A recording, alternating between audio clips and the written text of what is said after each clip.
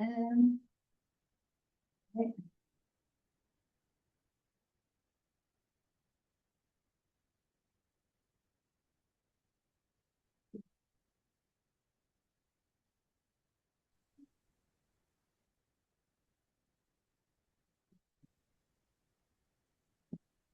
Which audio we said I was going to use this one.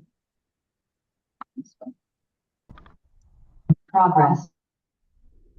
All right.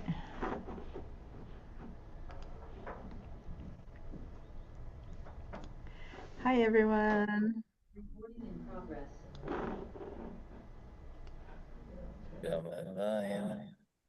Hello, hello. Make sure to turn your sound, disconnect your sound, not just off, but like do the little disconnect sound, remember, from the little arrow next to the audio button? Here we go. So I'm living in the world where it's still not hot. See me in my big jackets, but I know that it won't last long, but I'm enjoying my big jacket. Not looking forward to the next few days of heat. Here you go. Hi, everyone. Let's go ahead and do a little hey ho, hello in the chat. Good afternoon. And there you go. And then let me open the participants. Oh, thank you for the little clap. Giving me some energy. Sometimes it feels like this is a performance. Thank you. You're clapping my performance. Sometimes it does feel like that. Like it's like, okay, time to put on the show. The Mac Show. Aw, thank you. Sending me up some rockets. Okay, so I'm a little bit low energy today. That's just how it is. Can't always be on top of your form. So I will do my best as usual to conduct a great show. That was it. The show must go on. I'm not a show person, but that's where it's at. So I have request. I don't have the class that comes in the afternoon after this class in the evening is supposed to be in person and online. So I stayed here. But last Monday, everyone who joined us online. So there was no one here. But I have even less time than normal. I only have 35 minutes total to go from here home, and I'm really feeling like I need to be home today. So what I'm going to ask is that keep your questions to the class time, and if you have questions after class, be okay that I will close the class right on the dot, and because I need to get into the car, close up this place, and make it home to open up the next class there, because I really, really, really don't want to be here until 9 today. I really feel the need to be home. Okay?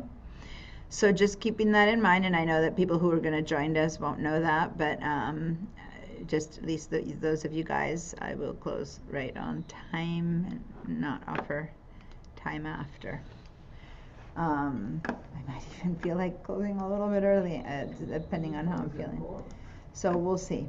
Okay, so thank you everyone for being here. I have a couple things that I want to share with you. I'm going to share this screen from the class handouts. So I'm just kind of jumping into it. People who join. I have a handout here from the class handouts that I want to share. I have two different ones that I wanted to share. I'm going to start with this one, which is a little bit based on, I had some feedback. Well, you guys are not the ones who matter. People who are new to this class gave me some feedback that when I keep referencing to things that happen in the other class, I thought it was helpful to tell them, well, go check this out, but it seems like it made them think like, you know, they can't learn anything here. So I'm not going to keep saying that. Those of you who are here know it's there. Those of you who are not here, you know, just know you can go back to catch up stuff, or you can take the classes again in the summer, right? So now this here is based on file types. Now, even though, once again, we talked about file types last time in organizing them. There's two types of apps on the computer, and Mac Level 1 dealt with the stuff. Whoops, I didn't mean to do that. Wow, where did that? Hold on, where did that go? I just closed it and I can't find it. Ah, did I lose that file? Oh my, this is so weird.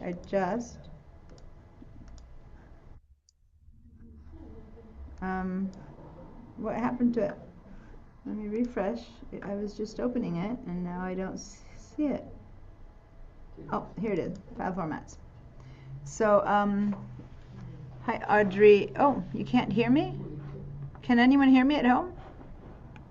Can you guys hear me? Yeah, Audrey or Mary, that must be you because I haven't seen a message from anyone else that they can't hear me.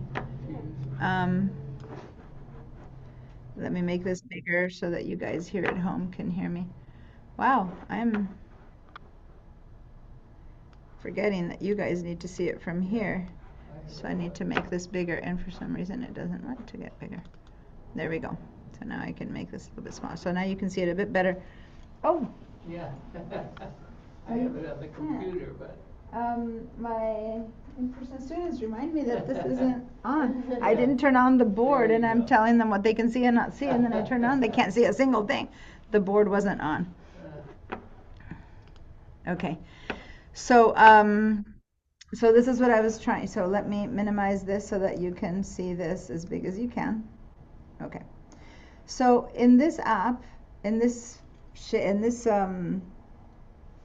that I'm sharing, everything that's on top, oh, people keep coming in. Everything that's on top is what Mac Level 2 deals with. And this, in a way, is what Mac Level 1 dealt with. And again, considering the feedback I got, it's not that I'm harkening into what did or didn't happen, but let me explain the difference. These are files or documents created in apps, right? And some of you use Microsoft Office or Pages or Numbers or Excel or Photoshop, or, you know, all these apps create files that then we need to organize, right? And that's, some of you have none of them because all you do with your computer is check out the internet or you know, read the news, check the weather, watch movies, send emails. Like, you don't really create files of your own, and those of you who did that were the ones who didn't have many files to organize. And then there's others of you who have a lot of files to organize from all these apps that you create. That is what we did with Mac Level 1, where we organized all that stuff.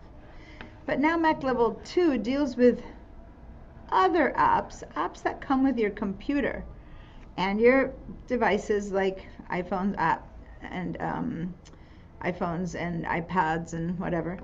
And these apps don't create separate files.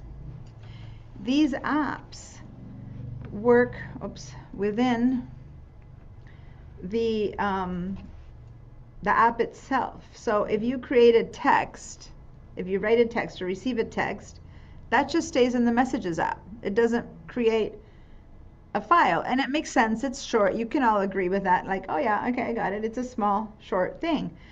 But then a lot of people go, well, how about emails? You get lots of emails that can be short or long. So are those documents that you need to organize? And the answer is no. They're just a longer text if you want, but it's not a separate document. Not to say that you can't receive an email that you want to keep in a form of a document, and thus you can save it as a document. That is possible. Rarely done, but it's possible. Also, some emails arrive with an attachment. That is a document, a PDF with a form or information or a program or reports. Those you can download, and they are files that your computer has to organize, such as this. Does that make sense, you guys, what I'm saying? But the mail itself, that which you type out as an email and send it, that stays in email format. Now, When you have 100 emails, good, you can see them all over the place like we do with files on your desktop that are spread over. But what happens when you have 10,000 emails? Because, over the years, emails accumulate. So there is a way to organize mail in the Mail app. You can organize it into folders. You can say emails from work, emails from my projects, emails from family. You can do that as well. Just kind of equivalent to what we did before, only within the email program. Yes, Mary? I can't hear you. In fact, I haven't heard anyone from home yet. I'm here. Yeah, I can hear you. So, Mary, I can't hear you. Mary, shh, I cannot hear you. Your sound is not coming through. Bob just spoke, so I know I can hear others, but I'm not hearing you. I don't know what's wrong. Let me see. Mary, you're connected with sound. Can someone else speak? So Bob said something. Can other people just say something? Hey, it's Catherine. Yeah. Catherine, I'm hearing you doubled up, so do the sound off of one of them. But at least I can hear you. Yeah, so Mary, I don't know what's up. It's something in your sound that maybe disconnect and connect again. I don't know. I don't have any answer to that. Something's up with the sound on your side. Do you have headsets on? No. Okay, then all I can think of is disconnect and reconnect. I remember in the first times of Zoom, like when we began with Zoom, sometimes when there were audio issues that couldn't be handled, the only solution was not only to disconnect Zoom, but to restart your computer. Other things you can fix, but I remember audio, that was the only way, and I don't know if that's a solution, but you might want to give that a try because I can't hear you. Okay? All right. So, was that the only person having questions? Yes, I believe. Someone's in the place of Linda. Hi, someone who's in the place of Linda. Nice to see you. But other than that, let me continue because the only one who had a question there was Mary. So, these apps are apps that come with your computer, such as calendar. And again, somehow it makes sense that you understand that a calendar appointment is not a file, a document. It's just an appointment you make in the calendar, right? But it's harder to understand that when it's an email or even a note, because you can make a note that can be really long and intricate. And yet, these things that you write or do in all these apps stay in those apps, okay? So they won't be something you'll find down in your documents folder that you need to organize. Good and bad news, that means that since they stay in the apps, then as long as those apps, as your computer is sending its stuff to the cloud, and as long as your phone and your iPad is sending stuff to the cloud, then those apps, you never even have to worry about backing up those files, because as long as those apps are backed up in the cloud, then you have all the information that's in your contacts, you have the information that's in your calendar, and all that stuff. Does that make sense? So if you take a picture on your phone, it doesn't save itself outside of, the way you find it on your phone is in your Photos app on your phone. Once you connect to the cloud and you find it in your computer, it should be in the Photos app on your computer. There are photos that you have on your computer that someone emailed you or someone texted you that has been saved as a file. If so, it would be down here, so to say, in your files or documents or downloads. You can just add that to your Photos app and then it becomes part of the Photos app. So that's something I'll talk about in the Photos class.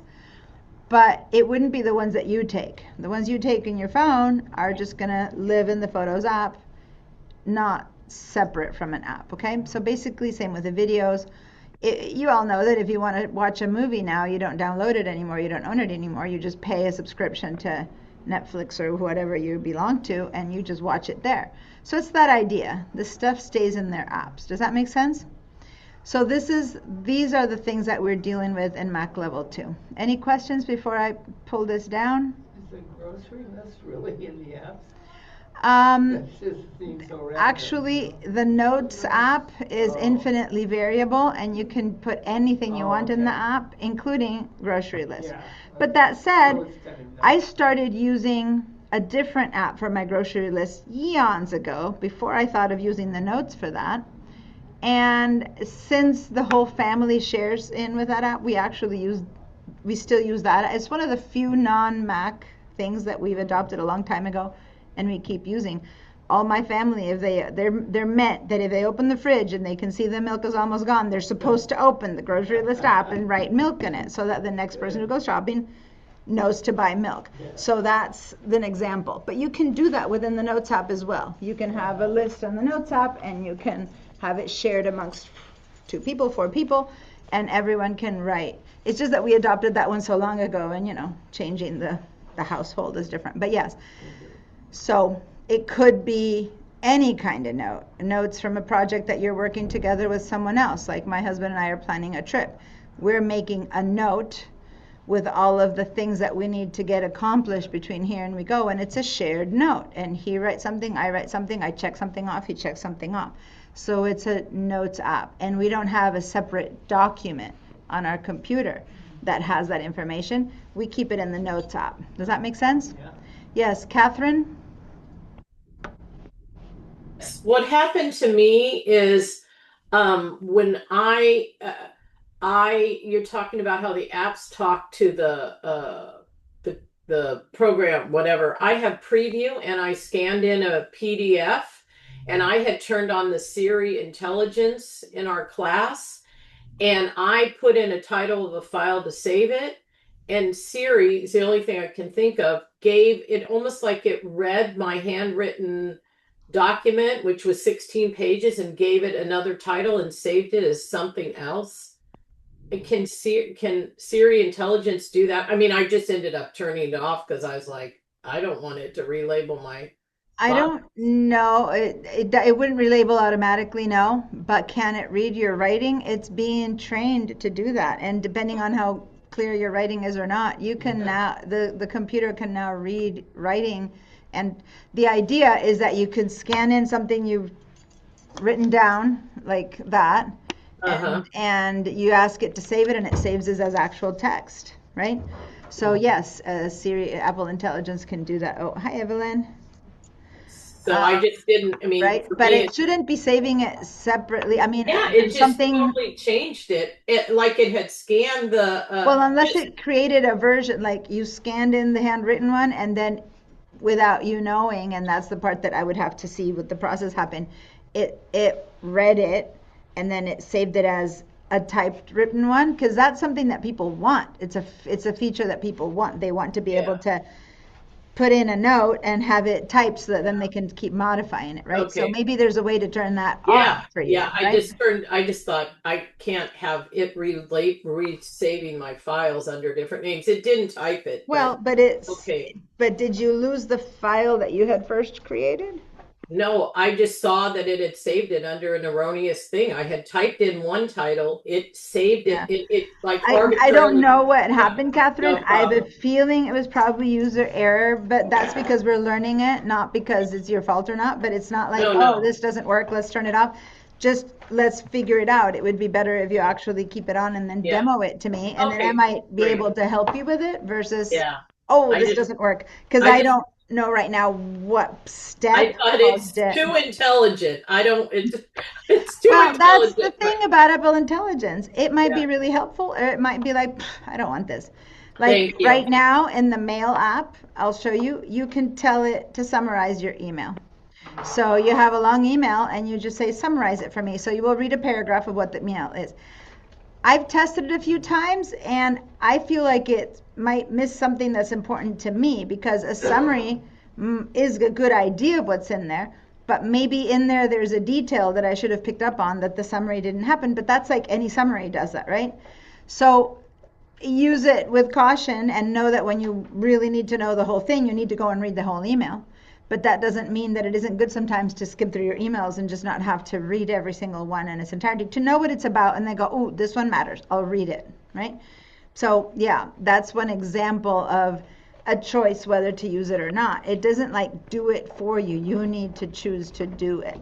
But that's the part that I'm not sure how to tell Catherine, because since I wasn't part of the process, at what point did unwittingly save another version that now kind of freaked Catherine out. When in that process it happened, I don't know, but we could recreate it and then see at what point that is happening, right? It helps the grammar too, doesn't it? It fixes your grammar. There's so many things you can ask it to do. And some people are like, oh, let my grammar be. And others are like, oh, thank you for making it look good. Your choice, right?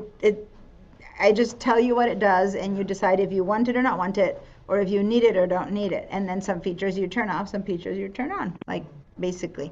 Right? So anyway, Mary, let's see if I can hear you this time. Nope, still can't hear you. Just leave the meeting, restart your computer, and join us again, because right now, if that doesn't work, then I don't know what will work, but that's the best solution I have right now. Okay? Because otherwise, I know you like to ask questions. You won't be able to, you'll be like muted the whole time, which won't be happy for you. I know. Some people are happy to sit back the whole class, but I know Mary isn't, so I'm like, okay, give it another try. Okay, and another comment I had over break, over this weekend, I apologize if sometimes people are unmuted making sounds, and when I'm teaching, I'm hearing my voice, so I might not be so aware how on Zoom people hear equally clearly someone else's background noises. So if you guys on Zoom are hearing background noises that are bugging you, please tell me and I can mute them. But sometimes I'm aware certain people are constantly making noise in the background. I mute them as much as I can, but that they unmute themselves, and I might be just teaching and I'm not aware that they've unmuted themselves. So just let me know. You can send me a text, or you can send a text saying, hey, can you mute yourselves? Like you can prompt that. But the thing is, if they don't check their text, they wouldn't see it, but I will see it and I'll go, oh yeah, sorry, and I'll mute them, right? I can't force everyone to stay muted all the time, because some people like to just ask questions, and then they have the right to be, how do you call it, muted. Oops, let me move the chat over to the other. Are you saying that's true freedom of speech? Well, the whole point is more that I apologize, and I guess over last break, someone was unmuted the whole break. When I go on break, I press a button that says mute everyone. Some people might not know that I've muted them, so they go and mute themselves, but then what they do is they undo my mute, and then they spend the whole break making noise, and I'm gone. I'm not here, and I don't hear them. If I were here, I would mute them again, but I don't know. I'm gone. So it's up to you guys to check to see if your little mute button is on or off, because I mute everyone, so you can all make all the noise you want. It's break time. But then if someone unmutes themselves and I'm not in front of the computer, which it's break for me too, I leave. I apologize for that, because then no one else can unmute other people, right? I'm the only one who can unmute other people. In which case, just turn down the volume of your computer and wait for the end of the break and turn it on again, right? I apologize, but I can't do anything about when I'm not here. All right, yes, Mary? Okay, I logged in the on my phone. Can you hear me now? I can hear you now. Oh, Yes. wonderful.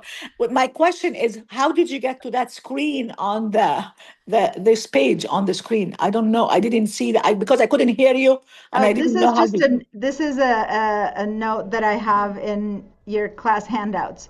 Oh, okay. Which I'm Okay. about to bring down now that I've done and you've all kind of read it. We don't need it anymore, but I wanted to clarify, because some people show up a bit later, that this is what we're dealing with in this class in Mac Level 2. And just the files or documents that we create were kind of what we organized in Level 1. But now we're working with apps that don't have individual documents, yet in all of them there's a way to organize them. You can organize your photos, you can organize your videos, you can organize your music, you can organize your emails, you can store them in different, what they're called, mailboxes instead of folders. You can organize your context into lists, etc., etc., etc. Okay, so all of this is still organizable. Like in the Notes app, I have, I don't know, 2,000 notes. I have no idea how many. I use the Notes app all the time. But I have them organized in different. Can you imagine if I had to shift through all my notes? That would be crazy when I need them. I have a folder for notes about my kids' schools, a folder for notes about my classes, et cetera, right? And so then when I need to know, that's where I put my recipes, for example. I used to have a recipes folder and I would download them. It's been years since I've downloaded a recipe as a document. Now I just copy the recipe and paste it and make a note in my phone, because then no matter where I am, I pick up my phone at my mom's, I'm wherever, and I can just open up my phone and pick up the recipe and make it, and I'm not tied to it's on my computer. So that is an example of, but if it was a note amongst, my gardening project and my school, then it would be lost. But if I have a folder called recipes, I just go to the folder in the grocery list called recipes, and there's all my recipes. Does that make sense? So you can internally organize the stuff created within these apps in a similar way to how we created organization for our folders and files that were in our computers. And as time goes on, over the years, everyone's stuff used to be in files, and over the years, as I teach the class, people have less and less and less files, because like me, you're using all the apps that allow you to do these things and not necessarily need to have them as files or folders. Does that make sense? I mean, I remember the day when I would open a Word document and type the things I needed to shop, print it out, and go to the store with that, right? Or that's when I really wanted to use my computer versus just jotting it on a piece of paper and taking it that way. I never in my life jot on a piece of paper what I need to buy. It's always going to be on a shopping list now or on a note, because I don't know, that's how I do things now, because notes, pieces of paper get lost, right? So that's the kind of way that all these apps work, keeping it with you on your phone. Even if you wrote it on your computer, when you leave the house, it's on your phone. Okay, so I'm going to stop this this app. Let me clean these things. There we go. And now I'm going to close this. So when you ask where I got this from, oh, I'm not in that. Hello. Oh, I'm on this computer. That's the one where I'm just showing stuff. I apologize. Okay, so where I got that from is from the Mac Intro Level 1 shared files, and it's one of the files that I have here for you guys. Okay, that's where I got that from, and I just double-clicked and opened it to share it from you. It's this one called File Formats. All right. So as we start working on all of these, I told you that I was going to be working with email today. Now, starting with email is always a little bit challenging.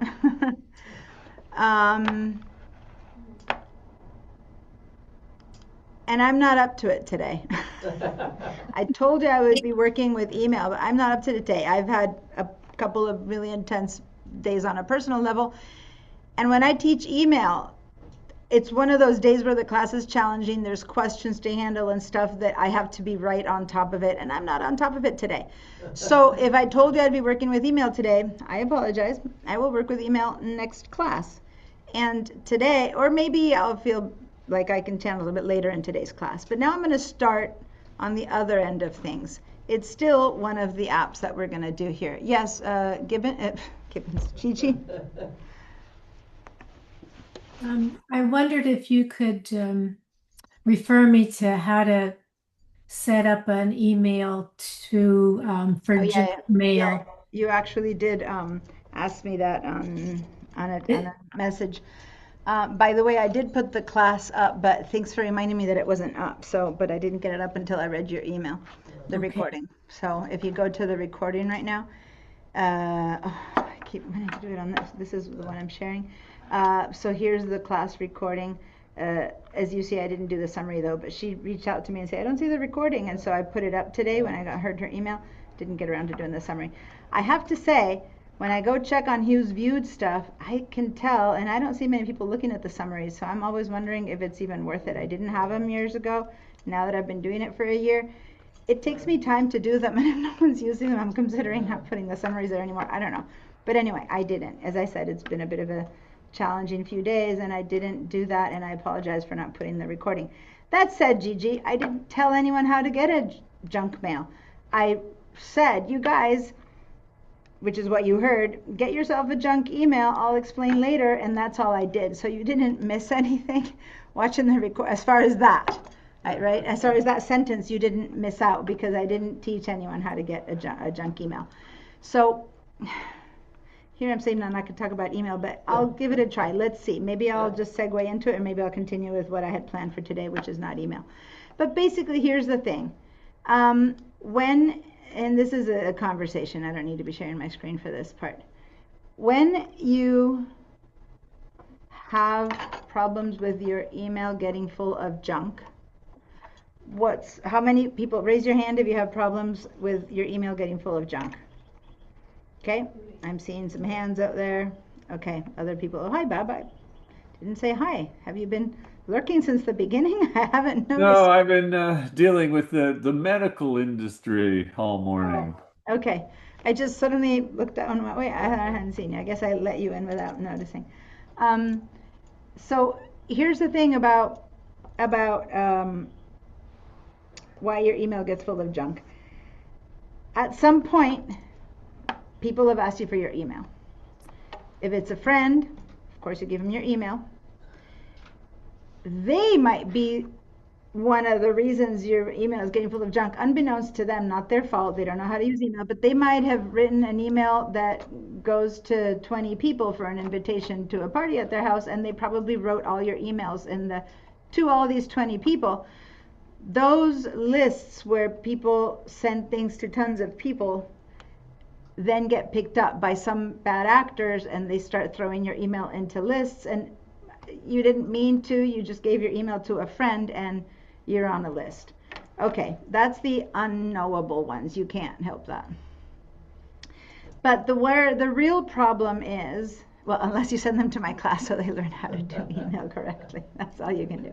But you won't notice. You won't know how or when it's happened. When someone sends you one of those emails, just reply, next time, could you put all the emails in the CC, carbon copy, etc., etc. But if they don't know what you're talking about, maybe send them a link to some information.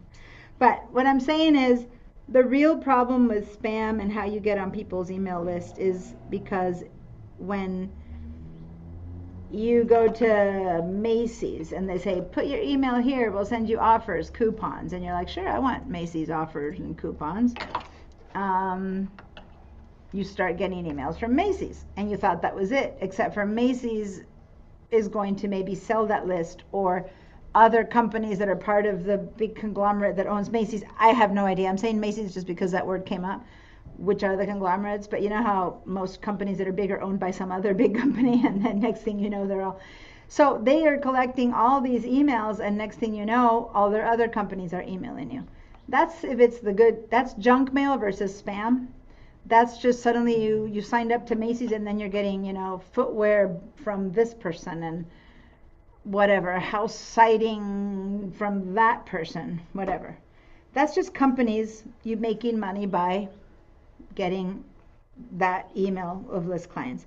And then there's spam, which is some of these lists can be made buyable, right? So there's companies that all they do is they try to collect emails from wherever they can, and they sell these lists, and they sell them by the thousands or the millions to companies who then proceed to use your email to send you spam. So once a lot of people have your personal email, it's hard, you can't control who has it. They start sending you stuff, and who knows where they got it at this point. So what I say to control that, and when it's already happened, if your email is full of junk, the solution, and it's hard because, everyone knows you from your email, and they've already been writing you to your email all this time, and you're not about to change it. Well, yeah, you might need to create a new email as a good email. This is when people have the kind of emails that just the spam is nonstop. They can barely see the good stuff from in between the spam. Then make yourself a new email and protect it. Don't give that email to anyone other than your good friends and family. Like, actually protect it. When people ask you for your email, have another one that's your junk mail.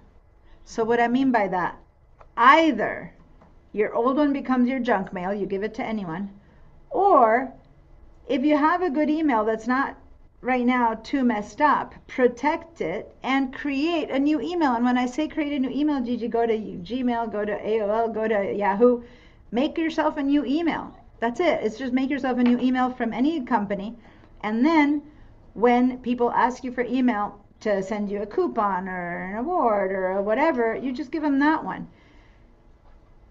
So then how do you get that coupon? Well, I'm going to show you in the Mail app how when you want to access those emails, you can just turn on that junk email address, grab the coupon, and then turn it off, and you don't have to deal with seeing all that stuff in your daily life. Because it's these commercial emails. Like, I subscribe to different newsletters. I don't have the time to sit and read them every time they arrive. Some of them are subscriptions, of course. If you're paying for it, you're wanting to receive it all the time, that's fine. But sometimes it's, health and information and a lot of newsletters about, computer stuff, because then I need to learn to teach or whatever, but I don't want to read them in the midst of all and then discover the email from my mom. So I basically have an email that I give to everything I subscribe to so that they come in a separate way. Does that make sense? I just have different emails for different needs. They're all valid emails. Your junk email is a valid email. You just give it to all these unknown places where they request your email. And you check it now and then if you think you gave it to someone you need it. And my example is Michael's. I might go to Michael's twice a year.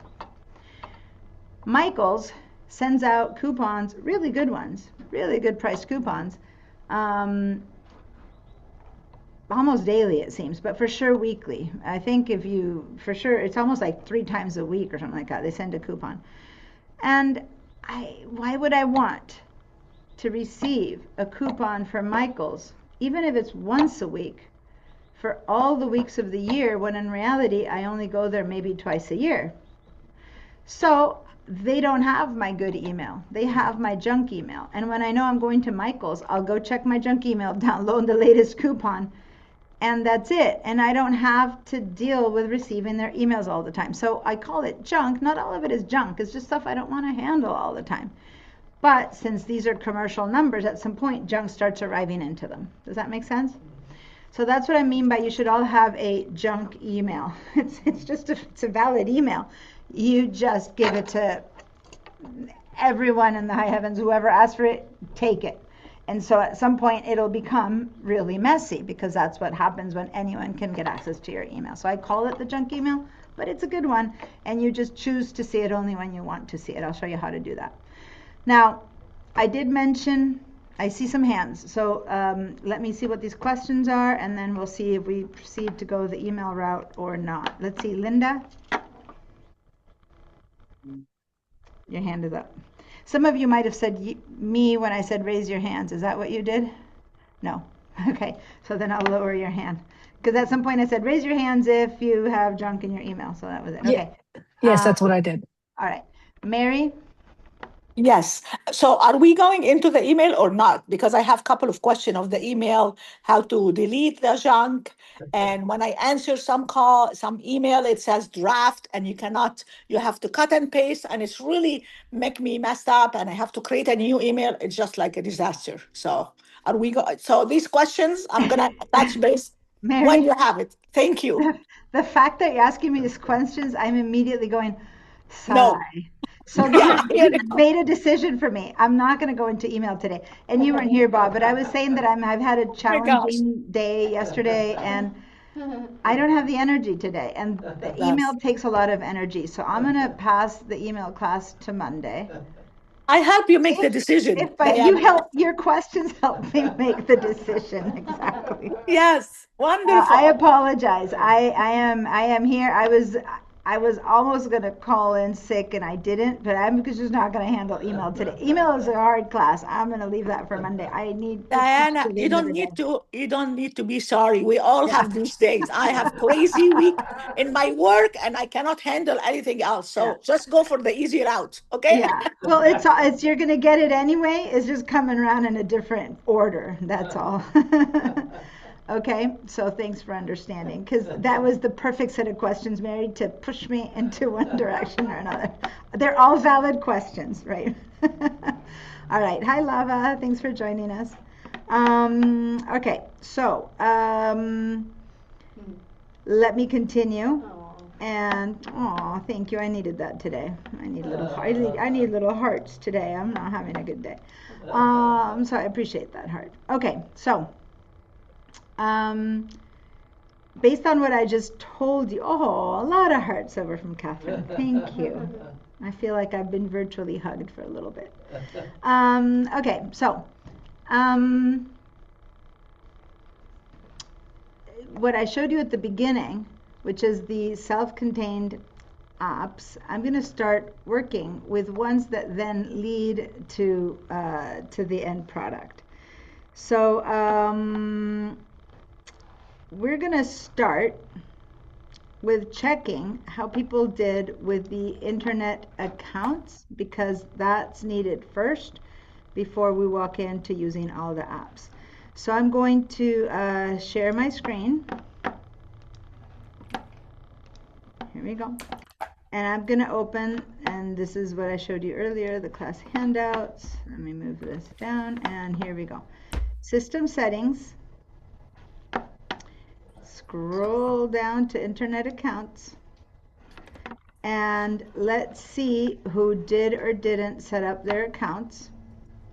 I have iCloud Pipeline, SPC Teacher, and I just finished explaining what the junk email means, and this is my junk email. I know Evelyn has like 10 on hers. Evelyn doesn't have a computer with her here, but she has her iPad, so she set these up in her iPad. And I was going to say, those of you who have iPads or iPhones, other devices, you can do it also in those devices. But I'm going to focus right now on the computer, and later we're going to move on to see how that works on other devices.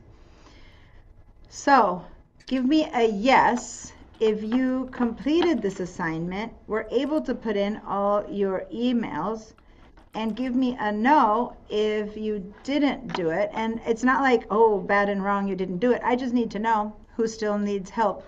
At least I want the pipeline account in. It's up to you if you put all the rest of you in between here and next Monday so that we can talk more. But for now, if you at least have your pipeline account in. So give me a yes if you did that. Give me a no if you didn't. And if you didn't, then do you need help with it or not? I'm going to check in for a second, but I see a hand up. Yes, Catherine? Yes, you know, I have several book accounts, book I wrote. How do I, and I'm taking a website down that I have on a Google accounts. I want to know how to get rid of them. I have 2 that I need to take off my list that I have as my internet accounts. Okay, so let me clarify a little bit. Something's driving me back to talk about email. I don't know. I'm sorry. No. I'm just laughing at myself. I'm trying to avoid something that might be unavoidable. Here's the question. Here's the answer to your question. If you want to get rid of those emails because you don't want them anymore, period, like that is an email from a dead company or a dead website or a dead, like you never again, ever again want anything from there. And this is for not just answer to Catherine, but I'm expanding the question for everyone. You have an old email that has nothing in it that you want ever again. You have to cancel that from the company that gave it to you. So if it's an AOL account, if it's a WestNet account, those old ones, if it's a Gmail account, you have to go to the company, gmail.com, go to that account and say delete forever. Just follow their procedures to have that be gone from existence. You know what I mean? Now, if you want to keep it alive, you just don't want to check it, that's different. Okay? Because maybe there's some emails there from 5 years ago that right now you for some reason want, well, go for it. Or maybe now you don't want it, but you might think that in 5 years you might want to come back to these, keep it alive.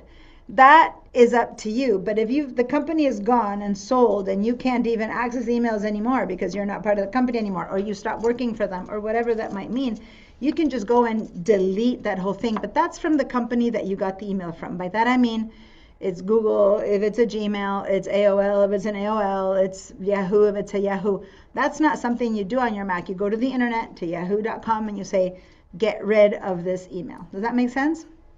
So that is one answer. On the other hand, the second thing that I posited, which is, well, you just don't want to delete it forever, but you might want to check it and, you know, just in case someone still has that email for you and there might be something, so every 6 months you're going to check it.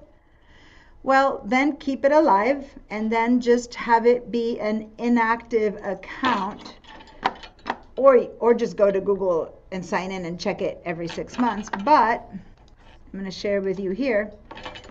This is an example of inactive account. So when you set up your pipeline, I told you guys, and once you did it, it came with a choice of seeing your mail, your contacts, your calendars, and your notes. And I told you to leave them all on. What does that mean? When we go to the mail app, we're going to be able to read emails. When we go to our contacts app, we're going to see contacts of this account. When I go to my calendars, I can see appointments I made in this account, and same for notes. But when I put my junk email here, remember I just told you every 6 months or so I'll want to go to Michael's to buy something, and I'll open it up to see the account. So right now, when I check my junk email, I did install it in my computer, I did set it up, but I turned all the options off. So if I read my emails right now, I will not see email from this Yahoo account. If I check my contacts, I will not see any of them. If I go to my contacts app, I will not see contacts that I have in here, because I have turned them off. So I haven't deleted the account, but it's inactive, so it doesn't bug me. But now is the day that I decide that next week I'm going to go to Michael's, and I go, oh, okay, I'm going to go and turn on the email, right? Oh, since I haven't done it for a while, I was going to ask him for it. Normally it doesn't, but since this hasn't been on for a while, it'll ask me for my so the stuff's still coming to that email address. What's that? Yeah. Yeah. So still, exactly. So all I'm doing right now, so I'm going to have to get a code. Let me get my phone. Give me a second. This is because I haven't used it for so long on this computer, because I don't use it, that it's telling me it needs to send me a text. So that's just to make sure that it's not some bad actor trying to access my account. So give me a second. Here we go. 813. I'm getting a code on my phone. 724. And this is important because if someone's trying to hack in, they wouldn't have my phone, so they wouldn't be able to get in. Many people can have my email address, but they don't necessarily have my phone to get a text saying, is that you trying to get in? So that's why they sent me that code. And so now I've turned on my mail. Good. So now when I go check my mail, I can go through the mail, through my Yahoo, which is my junk mail, pick up Michael's coupon, and then come back here and go, okay, I'm done. I did what I needed to do. And I turn it off. Now that I've just signed in, I can turn it on without it asking me again for my stuff. It's just that I hadn't done it for so long that it just asked me to do that. Why don't you just leave it on? Because I don't want to go, because I get so much junk here. Yeah. I don't want to go check my mail and see all that junk all the time. I only turn it on when I need to. Now, it's not junk, but for example, my Amazon account has my junk email, because it used to be my real account. And it got so messy that finally I just stopped using it for real, created a new one, and that became the junk one. But I never told my Amazon that I changed, because Amazon sends so many emails. So if I ever have a question of a package that didn't arrive or something, because they send you stuff, I sent it, whatever, I'll just come in and I'll just kind of like, okay, I guess I need to check my Amazon emails. So I go in there, I check them, and then I turn it off. So I'm going to show you how that works in the app right now, but I just wanted to say that having an account or two that you don't want to delete forever, but you just don't want to have to see them all the time, you install it as an account, you add the account, you install it as an account, and then you just keep it inactive until you want to. Now, in my real life, I told you this was my real account, and I did have contacts that were from when I began to use email, and I never transferred them to my current contacts, because maybe it's people that I met on a trip 20 years ago and I never have been in touch again. But oh, I'm going to be in Denmark again. God, where did I have their information? Guess what? I still have it in my Yahoo account. So I turn on my contacts and I find those old contacts that I didn't have, and I check in with them. Hey, remember me? You know, that kind of thing. So I still have a use for those contacts. So I'll leave the contacts turned on. That's just an example of how I use that, because I do know that, you know, I probably haven't transferred all those names to my current account. So I'm going to show you how these apps work. But I'm showing you this part because this is what we did at the end of the day last week, in entering them, to explain why you would add them. And because a lot of you guys say, well, I don't want to get Pipeline all the time. Well, guess what? After class is over next Wednesday, you can go back up here and turn these features off, and then only when you're in class next session, you can turn the mail on again to get emails about where the Zoom link is or stuff like that. And then when you're done, you can turn it off. So it's an example of not having to choose to get things all the time. Yes. How do you make it inactive then? You make it inactive by turning all the things off. Oh, off, that's off. it. Oh, I see. So if it's all off, it becomes. Yeah. So I have a lot of stuff that says, so you want, and remember that it's concerning because you go, are you sure you want to continue? All your Google accounts are removed from your Mac. But remember that it says removed from your Mac because my Pipeline account exists in Gmail. And so all it's going to do is my calendar appointments will be deleted from my Mac for now because I told it not to show them to me. And my notes, same thing. It's going to tell me the same thing. So I'm going to say delete from my Mac. So at first it feels like, oh, did I delete all those things? So no. So now this one is showing up as inactive. You see that? It's there, but I'm not seeing them. So if I go to my calendars, I will not see my Pipeline appointments right now. Okay, I'm ready to see my Pipeline appointments again, or calendars, or notes. All I need to do is come back here and just turn it on again, and they show again. I'm not turning off the, it takes a little bit because I just turned it off, so it might be thinking that I'm a rogue actor. But anyway, it just goes in and, so here's the thing. It thinks that, that now I want to see it, so it's not an inactive account. Even if you keep one of those on, it's an active account. You would have to turn them all off. See how junk mail is not inactive anymore, but the only thing I am seeing is contacts. Versus mail, I'm seeing mail, contacts, calendars, and notes. See, there it is. It's only showing me contacts, so it's showing me Yahoo contacts, but not the rest of it. Okay? So this explanation is why I encourage you on your own between here and Wednesday to keep adding your other accounts. And then choose what you want to see of them by turning on or off those little slide things. Now notice that your iCloud account is showing you much more than just mail, contacts, calendar, notes, because that's your iCloud account. And some of you guys say, oh, so iCloud mail, do I have an email address that's iCloud? And I'm going to say yes and no. Because you are part of iCloud, as I said last week, you can get about 10 email accounts given to you. You go to your iCloud account and say, I want an email, and you can start using it as your email. That's great. But you can also have Google or other brands, so to say. They're all free. What I want to tell people, and there's not many left, I don't have to say this too much anymore, but a lot of people here in Santa Barbara had Cox email addresses. And I've been fighting that one for 25 years. Because that wasn't a free account. That was an account that you got an email address as long, let me just stop my share for a minute. As long as you kept paying for your monthly or whatever TV. But the moment people stopped paying because they didn't want their TV anymore, boom, they lost their address. So that's not a free account. A free account is one that you don't pay, will not be canceled no matter what. Okay, and your iCloud account, once you have one, because you have a device, even if your device breaks, the iCloud account can still exist. My husband has a PC computer, but he has an iCloud email address, and he just uses it on the online on the iCloud.com. That's where he uses his email address, right? Or he captures it through other ways, and because he has an iPhone. Okay, so meaning.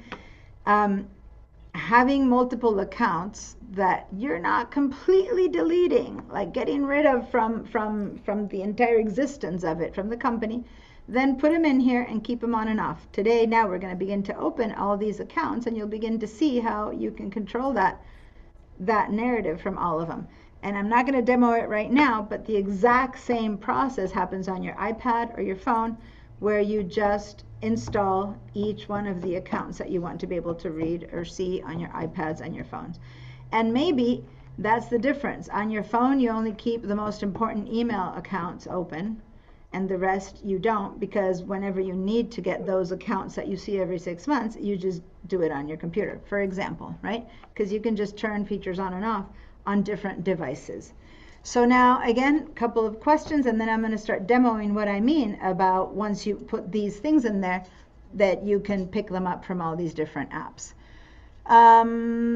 Catherine, yes. I don't know if this is an appropriate time, or you covered it on Monday when I wasn't here. Passkey versus password. Can you circle back if you're not wanting to talk about that right now? Because I don't. Okay, I'll park it. Let me just say, I'm not going to go into detail, but passkey and password are two distinct things. They're not versus. They're like passkey is more secure than password. Password is like one level. Passkey is a second level, and it's based on your features, your fingerprint, or your face looking into it. That's okay, thank you. So, I just didn't know what it was, and always says, "Do you want to make it's just an extra level of security." Mary, I changed everyone's feedback, and that means I wrote down your hand, but I know you were trying to ask something, so please ask. Yes, when you said when I went to internet accounts, I was able to look at pipeline, but when I tried to click on the email or the contact, nothing opened. What does that mean? Just hang in there. Right now, all we did is deal with internet accounts. We haven't yet done anything with the actual email app. Okay. Okay. So that's an email app question, which after I get now these questions answered, which is the last one. Now I'm going to go ahead and start opening the apps and show you what I mean. Okay, so I'm going to share my screen. All right. So here I am in my system preferences. I have enabled all of these features on Pipeline, all of these features on SBCC Teacher, and depending on the account you have, by the way, Gmail can only share mails, contacts, calendars, and notes, but actually Yahoo can also share reminders. See how it's mail, contacts, calendars, reminders, and notes? I don't happen to have it turned on, but Yahoo has a feature that the Mac has that you can pick up from Yahoo as well. So meaning, if I had to turn all my choices here for Yahoo, I would say mail, contacts, calendars, notes, and reminders, right? And I don't know what other accounts you have that might have more choices for you. Now, once again, the iCloud is the one that has more choices because basically all of these apps, anything I do on my computer, is available to the cloud, to the phone, and to all that kind of stuff, right? So those are the ones that I have turned on. And that's when I click on that, just to show you the relationship, it brings me back to this, which tells me which of these are on the cloud, and it's up for me to turn them on or off. So this is the same thing as before, only Yahoo and Gmail can only see contacts, calendar, and news, versus the iCloud can share all of them, right? So it seems like it's a different, window, but in reality, it's just that you can see 4 of these things only of your Gmail, because that's all Gmail is, versus the Mac iCloud is much bigger than just that. Okay, so that's why you're seeing all of those. That's what's on the cloud. That's what's on the cloud for that. That's what's on the cloud for that. And this is what's on the cloud for this. Does that make sense? Now, if it doesn't make sense, hang in there. And when I start opening the apps, you'll begin to understand. So now, I'm going to minimize this so that it stays open but out of my way for a bit. So we'll go to the yellow, and it's going to go eep, and sit itself there on the dock. And now let's start opening these things. So I'm going to head over to contacts. When I say I'm going to head over to contacts, I have it on my dock. But if you haven't used the contacts app and you don't have it on your dock, or if you already took it out, even if you use it, or if you're wondering how to find it, remember that to find apps that are not on your dock because you didn't know you had to find it, you can also always go either to the spotlight, top right, and click on the spotlight, and then write the word contacts, and it'll try to open your contacts app. Yep, that's good. Hit return, contacts app opens. Good. Or you can always open a finder window,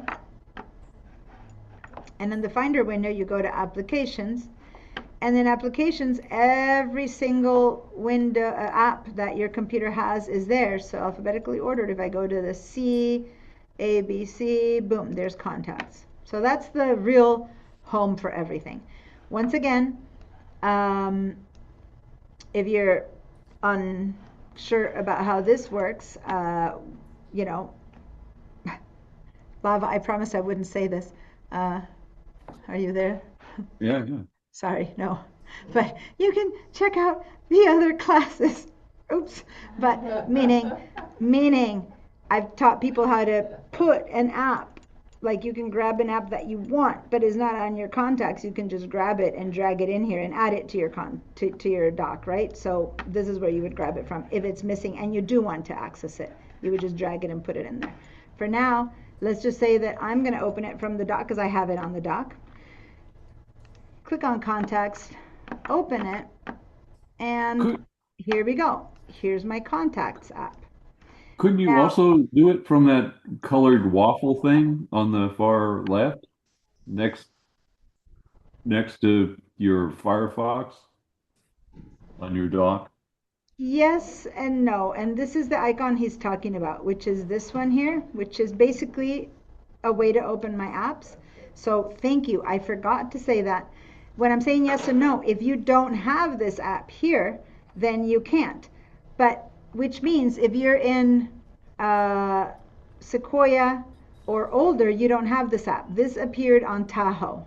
So when I'm saying yes and no, it means if you have it, yes, use it. If you don't have it, then you don't have it. So when you click on this one that's apps, then it helps you just find your applications, and then you write contacts, right? Contacts, and there you find it, okay?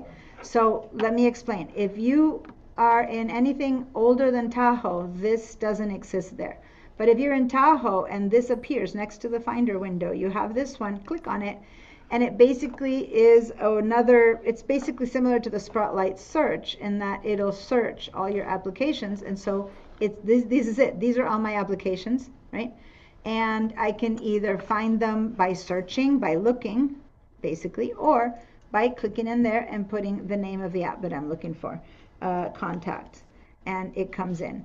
Now, once you find it, you hit the return and boom, there it is. Contacts opens up. Okay? So once again, for those of you who have been taking my classes where I taught you how to look for, use your Finder window, that was equivalent to just opening a Finder window and go to applications. And here are they all. It's just that I'm looking them in this mode versus icons, which is how the other one showed them to me, right? So this is the equivalent to that. But it's kind of the way to do it, that more and more all the computers trying to show itself the same way as the phone and iPad, because people might have had an iPhone and they loved how it worked, so then they bought a Mac, and so how come the Mac works differently than the iPhone? And so they're trying to make them all more similar, and this is equivalent to basically opening your phone or your iPad, and you see all the little icons, or even your Android. I mean, it doesn't matter. When you open your phone, you know how you have little icons of all the apps that you use, and you say, today I want to go and check my photos, and you click on photos. So this is that. This is me saying, I want to open the calculator, and I open it from there. So it shows you every single app that your computer has. Okay, so after I've opened it in all those ways, thanks you for pointing that one out, Bob. And again, for anyone who has Tahoe, they have that app. If not, you have to open it in the other 3 ways that I showed you. And at this point, give me a yes if your Contacts app is open. So if you've opened your Contacts app in one of the multiple ways that I showed you, give me a yes. If you haven't been able to open it, you can't find it, then give me a no. Meanwhile, you're answering. I'll take Mary's question. Yes, Mary?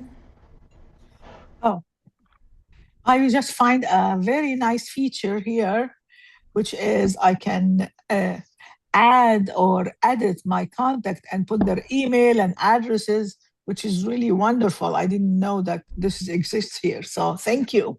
I learned something new. In the Contacts app? Yes. Oh, yeah. I'm about to teach the Contacts app. Exactly. Good. I'm glad it's something new for you. So now, thank you. Is this the way you are seeing your Contacts app? And I'm aware that if you are seeing this on Sequoia, visually it looked a little bit different, because many times for a few years now, as you updated between Monterey and Sonoma, Ventura, Sonoma, Sequoia, everything looked very similar. But one of the big differences with Tahoe is how it just the wrapping, the visual presentation of it is a bit different. So it has this like transparency stuff, so it looks a bit different. But if you really look at it, you have a sidebar, then you have names, and then you have the information for that name. Now, it's possible you don't have the sidebar. For some of you guys, you might just see names and their information. If so, you click on this little icon there and you see the sidebar. So that there opens or closes the sidebar. The sidebar to me is very important, so please go ahead and open your sidebar. Now my sidebar is going to look different from you because I have set up stuff on it that you might not.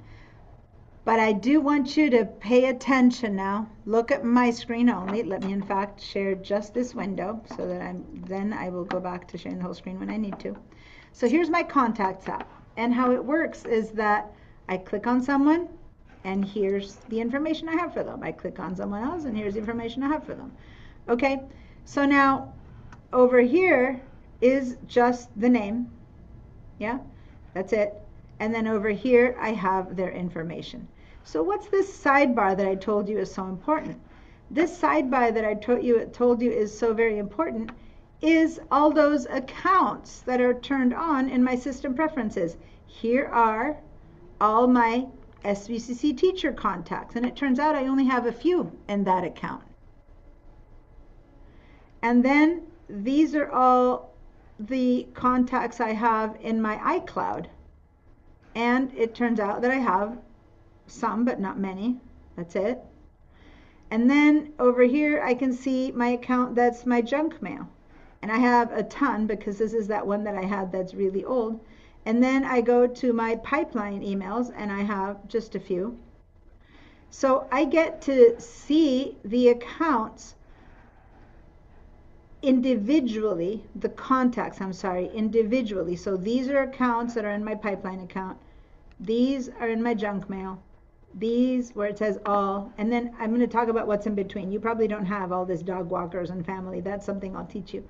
And then here's all my SVC teacher. So when I click on all contacts, I am seeing mixed together the contacts from all of these accounts at once. Does that make sense, you guys? Mm-hmm. All my contacts, like who cares where I put them in there? I just want to find this person. I find this person. Does that make sense? Now watch, and now I will share my second screen. Now I'm sharing also my internet accounts. Okay, my system preferences. So when I go to my system preferences, watch what's going to happen. I'm going to go to my junk email. I'm going to say, don't show me your contacts for now. Boom. I just turned it off. And I'm going to go to pipeline. I'm going to say, don't show me your contacts. I just turned it off. So right now I'm only left with SVCC teacher contacts and iCloud contacts. See how over here it says only mail, calendar, notes. I turned it off. And in fact, my junk mail, I've turned everything off. So now when I go back to my contacts, it turns out that over here I only see contacts from SVCC teacher, which we saw were very few, and my iCloud. And that's it. When I click on iCloud and SVCC teacher, see how they disappeared from my sidebar? Pipeline disappeared and junk mail disappeared. If I go back in here and I say SVCC teacher, show me, yes, keep my contents for SVCC teacher, but pipeline, don't show me your contacts. I already did that. If I say iCloud, don't show me your contacts, I would have to go and do it here because it's a bit bigger. So I'm going to go here and say iCloud, don't show me your contacts. Okay. So now that's it. The only contacts I'm choosing to see belong to SVCC teacher, and I have a total of what, 5 contacts in there. So can you see how the contacts app is adapting to show me only the contacts of whatever accounts I want to see? If that makes sense to you, even if we still have to practice using it, let me clear your answers. Hold on. Like understanding what I meant by turning those things on and off from the accounts. If that makes sense to you now, how you can control what you see, please give me a yes. If it doesn't, Diana? or you have follow-up questions, exactly, lift your hand or speak up. Yes, Mary? Oh, I just had pipeline. You remember when I told you when I click on any in the context or I couldn't, or calendar, I couldn't see anything. When I open it in all context, it says no cards, pipeline. So I didn't save any contact on that. You probably don't have any contacts in your pipeline account. Yeah. Yes, exactly. Okay, Most of thank you you. wouldn't. Most of you wouldn't Yes, because exactly. your Okay. pipeline account wouldn't give you, why would you have used your pipeline account to save contacts? So you probably all have nothing in your pipeline account. Now, Okay. since I will be teaching you how to use the contacts, using your all of this, using your pipeline account in order to not have to use your personal ones, after this class is over, you might have 1 or 2 contacts that you're going to create right now. We tend to create things like Iron Man and, Yeah. Okay. Robin Hood and Maid Marian, just to get some fake ones. Then you'll have those, and then you can delete them. Now, here's the thing. The rest of my question, I couldn't finish. Some of the contact, it says saved on iCloud. Some of them saved on the phone. How can I do all of them in iCloud or one place? All right, so that is a bit different. Let me stop my share for a minute. Those of you who, before you knew what you were doing, maybe yes, when you save, maybe you were using a thing called Save on My Mac or Save on My Phone. So some of you here on the side might also see something called On My Mac or On My Phone if you check on your phone. And that's something that it's either some of you are trailing accounts from like eons ago, like you've been using a Mac for, more than 10 years or so, before the contacts got to be on the cloud. And I don't even know how many years ago it was. And at that point, if you had a Mac and saved a contact, it would save on your Mac. And if at that point you'd already bought a phone, those contacts were saved on your phone. That's from before the cloud. And then the cloud arrived, giving you the choice to have those on the cloud. But some of these contacts stayed in their individual devices, never getting transitioned to the cloud. If you're a new user, this didn't happen.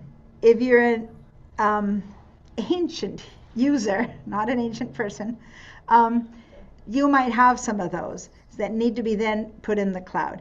But ideally, the reason you don't want them to be either only on your Mac or only on your phone is because then they don't get to update, right? You might have on your phone your aunt's new phone number, and then when you go call her from your computer, on your computer you have the old number because they are just on the devices. As much as when you used to have a little black book and write the number in there, that's what you have if you pick my mom has little black, I call them little black books, or little address books. We're all of an age where we used to have address books, guys. There's no one here. Sometimes when I teach to young people, they look at me like, what are you talking about? But we're all of the people. Those. Yeah, we're all of the people who we had to go down M, open the M and see all your M's, right? That got full. So what did you do when it got full? You bought a new one. And sometimes you transfer them, or like my mom does, she puts a big rubber band and she has like 3 together on a rubber band and she carries that around, and then she looks in one, nope, not there. She looks in the other, oh, here, it's in this third one, and she opens it up and she totally knows which one to open. I'm amazed by her brain, how it works, right? I mean, she's 92, you guys. She is bright as a pin. And she will know exactly which of her 3 address books holds the information because she remembers it's a friend from that time or from this time or it's a new one, right? Okay, all of that now, it just keeps updating on your phone or your computer, except for those of you who have these on my Mac or on my phone, which is legacy stuff left from the past. Or you could, as a new user, have seen that and gone, why shouldn't I save it to my Mac? Of course. And so you said, yeah, save to my Mac. Like there's a place where you got that choice without understanding kind of what that meant, and that would disconnect it from the stuff on your phone. So there's a chance that new users also might have that here and there. But right now, and you change it. Yeah, so you can, but just hang in there for a minute. I'm going to show you how to do that. Is anyone else seeing what Mary was seeing? Is anyone else in class seeing that whole on my Mac or on my phone, not on the cloud? I guess it used to say on my Mac or my phone. Now it's saying not on cloud or something like that. It just changed to say that. Is anyone else seeing that she's saying? Well, when I'm on the contacts page, I see all contacts. I see iCloud. I see on my Mac. There you go. Plus beside it. Yeah. All on my Mac. Yeah, so, I've never put anything on iCloud ever. well, Mm. if you use the computer the way, go click on all the cloud and let's see if you have any contacts in there. Go ahead and check. I have to say that this one's a Yeah. little bit harder for me because this when I share screen or have you share your screen, we'll be seeing your contacts. So you know it's a bit weird for the following reason. This recording won't be allowed to go onto YouTube because when I put it on YouTube, YouTube analyzes the recording and sees personal email addresses and goes, oh, this is a hazing or bullying video because I'm disclosing personal information. Does that make sense? Oh, So for this recording, you're going to find a link to the recording, but it's going to come from Zoom. Only people who can link on it are the people in this class, and it only lasts 14 days and then it goes away. So I just wanted to warn you of that because YouTube is like, oh, I'm going to take your, they literally take my material down because I am bullying people by disclosing their information. That's why I use things like Iron Man, Robin Hood, I invent them, but they don't know the difference. But I'm aware that I don't want to do that. So when I say share your screen, and thus we might see some of your contacts, be aware that this will not be on YouTube, okay? But it will be amongst people who are in this class, which is why I like to use the Pipeline account for this so that we can not have to share our personal information. Trying to explain what's up with this class and the restrictions I have, and I'm trying to preserve your anonymity. Now, there is one choice, but you have to be responsible to tell me. When you share your screen, you can ask me to stop the recording. I will pause the recording while you share your screen. But here's the important thing. Everyone has to remind me that the moment you stop sharing your screen, I have to start the recording again. Otherwise, at the end of class, I'll have a 10-minute recording and I'll be like, oh, shoot, I forgot to start the recording. And then you guys won't have a recording for the class. Does that make sense? Yep. So please, if anyone asks me to stop the recording, can everyone be aware, not just the person who's sharing, but everyone else remind me, hey, start the recording again. I don't just speak up and I'll go, oh, thank you, and I'll start it. Because I 100% assure you I will forget to start it again. If I've ever paused it, I have never remembered to start it again because it's always on. My brain stopped thinking about that. So the moment you hear someone say, stop the recording, I pause it. I don't stop it. Please, somebody who's good at remembering things, make yourself a note, do something to remind me to start it again, or you won't have a recording for the class. All right. So I'm kind of putting it on you because I know I will forget. Yes, so I did want to finish Bob's answer, Lava, although you raised your hand, because before I was about to say share your screen, because this will also be basically Mary's answer to the question, how do you how do you move things on or off? Because I can show you how to put them on or off. Now, Bob said, well, I don't want them on the cloud, or I didn't want them. I'm not sure what you said. So my question is this, and I am aware, again, I'm sorry, Lava made some comments to me about, talking about other classes, but I do need to refer to this. We have talked about how secure the cloud is or not, what's the danger or not of things being in the cloud and this stuff like that. And so I don't want to go through that whole thing again, but I do need to summarize it to say, there's no more danger in the stuff being on the cloud than it is on it being on your computer, as long as you don't give your iCloud password away to anyone, right? As long as no one knows how to get into your account, there's no danger. If someone's going to target you personally because you are, I don't know, Tyra Banks, I don't know, I'm trying to think of any name of someone famous, then yeah, you better have huge amounts of security around your accounts. But if you are just a regular person living their regular life, being, well known in your community maybe, but not like, oh, let's go target this ultra rich person, they're not going to try to hack into you to get into your contacts. No one's going to bother. They've got much more important things to hack into. Does that make sense? So can your account be hacked? Maybe. It's more probable that all of Apple will be hacked, like the Pentagon can be hacked, right? But from there to them going into your accounts to get your contacts, we're still pushing it there. So, I'm just saying it's not impossible. I don't want you guys later to come back and say, hey, this happened. but the probabilities of it happening is low versus the probabilities of you wanting to be able to pick up your phone and find your friend Mark's number versus having to go home to find your friend Mark's number. So if it's on the cloud, then the numbers will be both on your computer and on your phone versus if it's not on the cloud, it's only on your Mac. Does that make sense? And it's up to you. I'm not saying you have to put it on the cloud. I'm just explaining that's the difference between having them on the cloud or having them just on your Mac. That's all. So that's the short and the long explanation of that.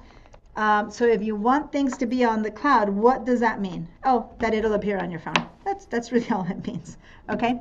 So if that's something you want to do, and Mary did want to do, then I can have you guys share your screen. But let me just see what Lava's question is before I go into that. Yes, Lava? Oh. I can't hear you.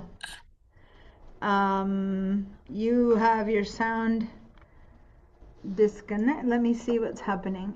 That No, better? your sound seems to be. Oh, say that again? Is that better? Yeah, I can hear you now, but maybe a little bit Okay. louder. I can hear you, but not too loud. But yeah, I can hear you now. Okay. Mhm. So I was on the phone with SBCC trying to make sure to be able to get to this pipeline email, and now I'm on it, and you may have covered this while I was doing that, but I'm in this thing with the contacts, and underneath it says directory, Yeah, and when I click that, there's a whole bunch of people I have no idea who they are. I'll talk Is about that. that what everybody has? Yeah, so here's the thing. Let me explain about directories. As a student, you belong to an account called Pipeline, where because you're a student of the college, if you want to be able to talk to the person in admissions or the person in tech support or the person in, none of that is secret. You can go onto the web and find out what's my email if you go to SBCC and they'll give it to you. These are not secrets. These are community emails that are divulged, right? So if I try to write an email to someone and I've been told, talk to Terry Smith in admissions, even though you don't know Terry Smith, you can go and email Terry Smith because by being connected to the pipeline directory, you write Terry Smith and boom, her email is going to pop up. And I'm going to demo that for you. So that's because you belong to this community. As much as I guess IBM does that, Apple, Google, I mean, if you work in these companies, you can probably reach the emails of the people who work in there. So yes, you guys can be told, talk to Carol. For some reason, I'm only coming up with the last name Smith. Talk to Carol Smith. And you can type Carol Smith in your email.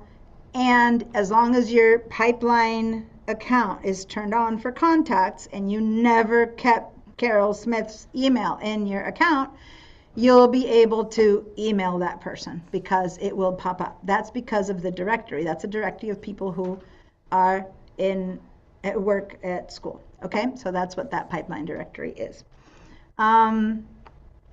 So there we go. Okay, so now when Mary or Bob, who do you want to share your screen, Bob or Mary, around these on my Mac or things at all? And again, I'm not making you do it. I'm explaining it, and it's your choice if you want. I'll show you how to do it. That's all. Oh, I am in Zoom on the phone, so I don't know. You can't do it on your phone, yeah. Oh, I yeah, I cannot can do do it. it. I can do Okay, it. Bob, you want to do it? Yeah.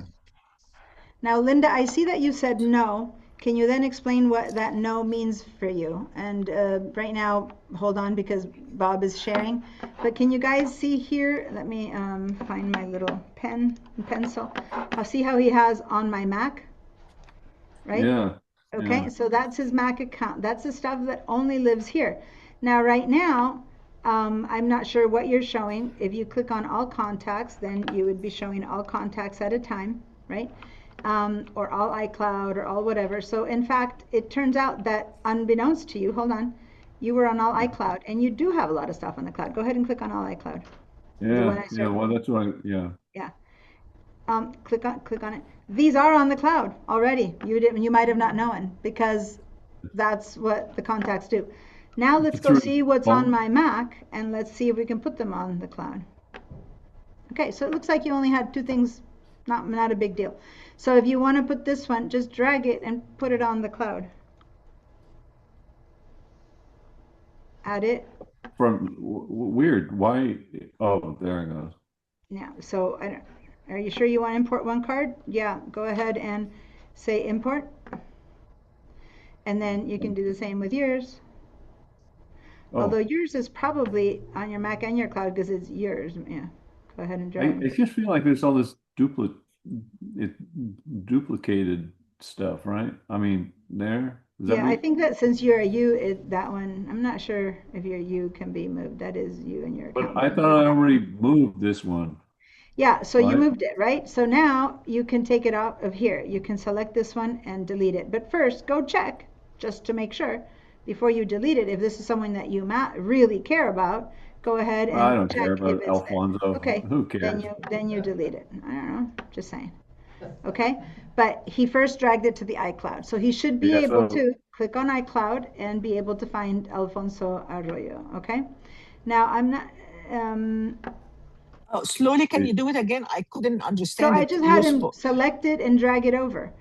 Alfonso isn't in here. Well, that's why I said please check to see if you dragged him. Well, I wasn't sure if you had dragged him before you deleted. That's why I said check first. But maybe you can do a search to see. Oh wait, no. Well, go ahead over here. We can save him. Go up to search over there and write Alfonso or whatever his name was again. I think it was Alfonso. I'm sorry, I need to take my green stuff out of the way. And was it Alfonso with PH or with F? I don't know. Yeah. Now just so you know, you're only searching the cloud. Maybe he's under all contacts. I don't know. But the idea was that you had moved him to the cloud, right? So hopefully he is on the cloud. But so he isn't. So go and click on all contacts to see if maybe he landed somewhere else, or maybe you actually deleted him before checking, which is what I had said you should do first, just to make sure it doesn't. Yeah, but I don't even know write Alfonso again. Okay, so worst case scenario, if it did delete without you, caring to delete it, there is, I believe there's a place to see the recently deleted, and I'm not sure right now because I don't have any recently deleted. So let me just check and see. Go up here to File, View, Edit. We're going to go through those. What about Command Z? I don't think Command Z works for this because he's already done like a bunch of other stuff. So, by the way, remember when I said check first and he didn't? Trust me, you want to make sure that things happen. But let's see. I don't care about Alfonso, but I know you don't. But but other people who might be worried about doing this, because when you dropped it, it didn't really drop. So go for a second to these. Click on that and see what the menu says. Let me see if one of those menus up here, one of these says recently deleted. I'm not sure because I just. Oh wait a minute! Hey, look at that! Undo delete card. Oh, okay, go for it. So it was Command Z. Delete card. Okay, it was Z. Okay, I didn't know. I have not. So there he is again somewhere. Let's go back to all my Mac and hopefully he's there again. Oh, there he is. Okay, so now this time, let's do that again. Grab this and drag it and wait, and don't let go until all iCloud turns on, and you'll see that it accepts it. Go ahead and grab it. Drag it to all iCloud. See that plus sign? Yeah. Are you sure you want to import a card? Hold on. Don't say import. One card is a duplicate and will be updated. Review duplicate. So that's probably why it didn't move it in. Let's see. Say import again. And it's F. It's Alfonso with F. See? Because I know it's a Spanish name. That's why I said, are you sure? You were searching for Alfonso with a PH. It would never have found him. So now you did import him. Let's check before you delete him. Let's check one more time. Select all iCloud only. And again, it doesn't matter that you don't care about him. It's a sample. So go click on iCloud right here. All iCloud? Yes. So now you're going to see only names that are on the iCloud, which before he wasn't. Okay. And now we're going to go see if perchance he got put in here. and he'll be under the A for Alfonso, and I don't see him, so I'm not sure. Nope. You're going way up.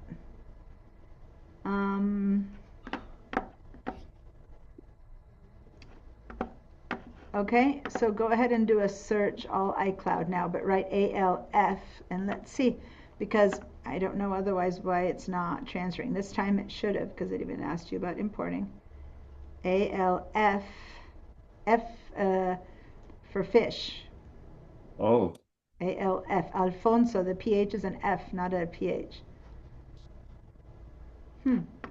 Still not there, so I'm not sure when it said that you have a duplicate what it did with it. It's not working as it should technically, so. Oh, wait a minute, look, it's weird. This is somehow it took my sister's name. There is Here's his Alfonso. information here. No, that's not weird. That's something I'm going to be showing you right now, meaning anything that's on a contact gets checked, so he is finding here, but the truth is that what we're trying to do, which is that the whole thing should have moved to iCloud, didn't move, okay? So I'm going to check in and see, maybe it's because of that duplicate or stuff, so I'm going to, for now, it's interesting, because if there was a duplicate, it should be there. So now, go and check on all contacts, and let's see if perchance it landed somewhere and not on the cloud. Go to all contacts, select your okay. contacts. There he is there. Click on all contacts, okay, and there he is. Click on Alfonso, and yeah, it's possible that he was left, because there was a copy, he was left still on All My Mac. He is on. How do I know there was a copy? Well, the computer said there was a duplicate, right? So anyway, let me just stop for a minute. Let me keep sharing about some other stuff that's a bit more worth it to everyone who's in class, and then we're going to come back here and I'm going to show people how to merge contacts and deal with duplicates, and then we'll get to why there was a duplicate, okay? And Are then you going to turn off or turn on the whatever we're supposed to remind you of? Well, since you didn't tell me to stop the pause, I didn't. So that's been recorded. You can go see Alfonso now. I won't see Alfonso. Yeah, he's I'm putting that on you, Colonia. That's where I photograph all the Christians crucifying. First of all, this will be only available amongst us. Second of all, unless you tell me to stop and start, I won't stop and start. So, sorry. All right. I gave my disclaimer, and then honestly, the recording starts automatically and it finishes automatically. I don't think about it. So you need to bring it. Diana, can we take a break? I need to listen to that stuff, but I need to attend to other stuff too. This is the important part. I don't think it's break time. It's 2:15. And does that mean it's break time? Where's up with my Yes. Say. Usually it's at 2:30. But it's the same to me to do it now or at 2:30, and I'm kind of starting on something new, so I don't mind if you need it now. I'll do it now. Yeah. Thank you. So let's take a break now, because I need to concentrate more. My brain is just shutting down, so it's very important to listen to that part. 2:12. It's all the same to me. 2:12. Somebody figure out 15 minutes. 2:27. 2:27. At 2:27 p.m. Thank you. Thank you. Now, guys, I will mute everyone. Don't unmute yourself, because otherwise people hear you the whole break long, and I'm not going to be here to mute you. So I am now muting you. Everyone, just don't unmute. Thank you. Okay. Wonderful. Now everyone's muted.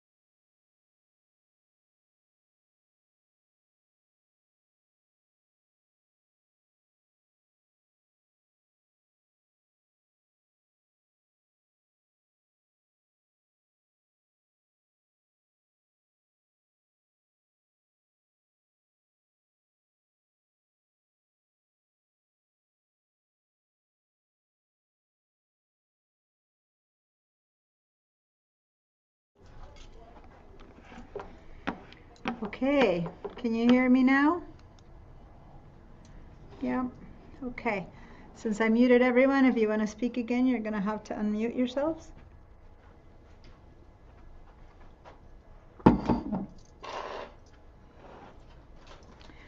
Where's my...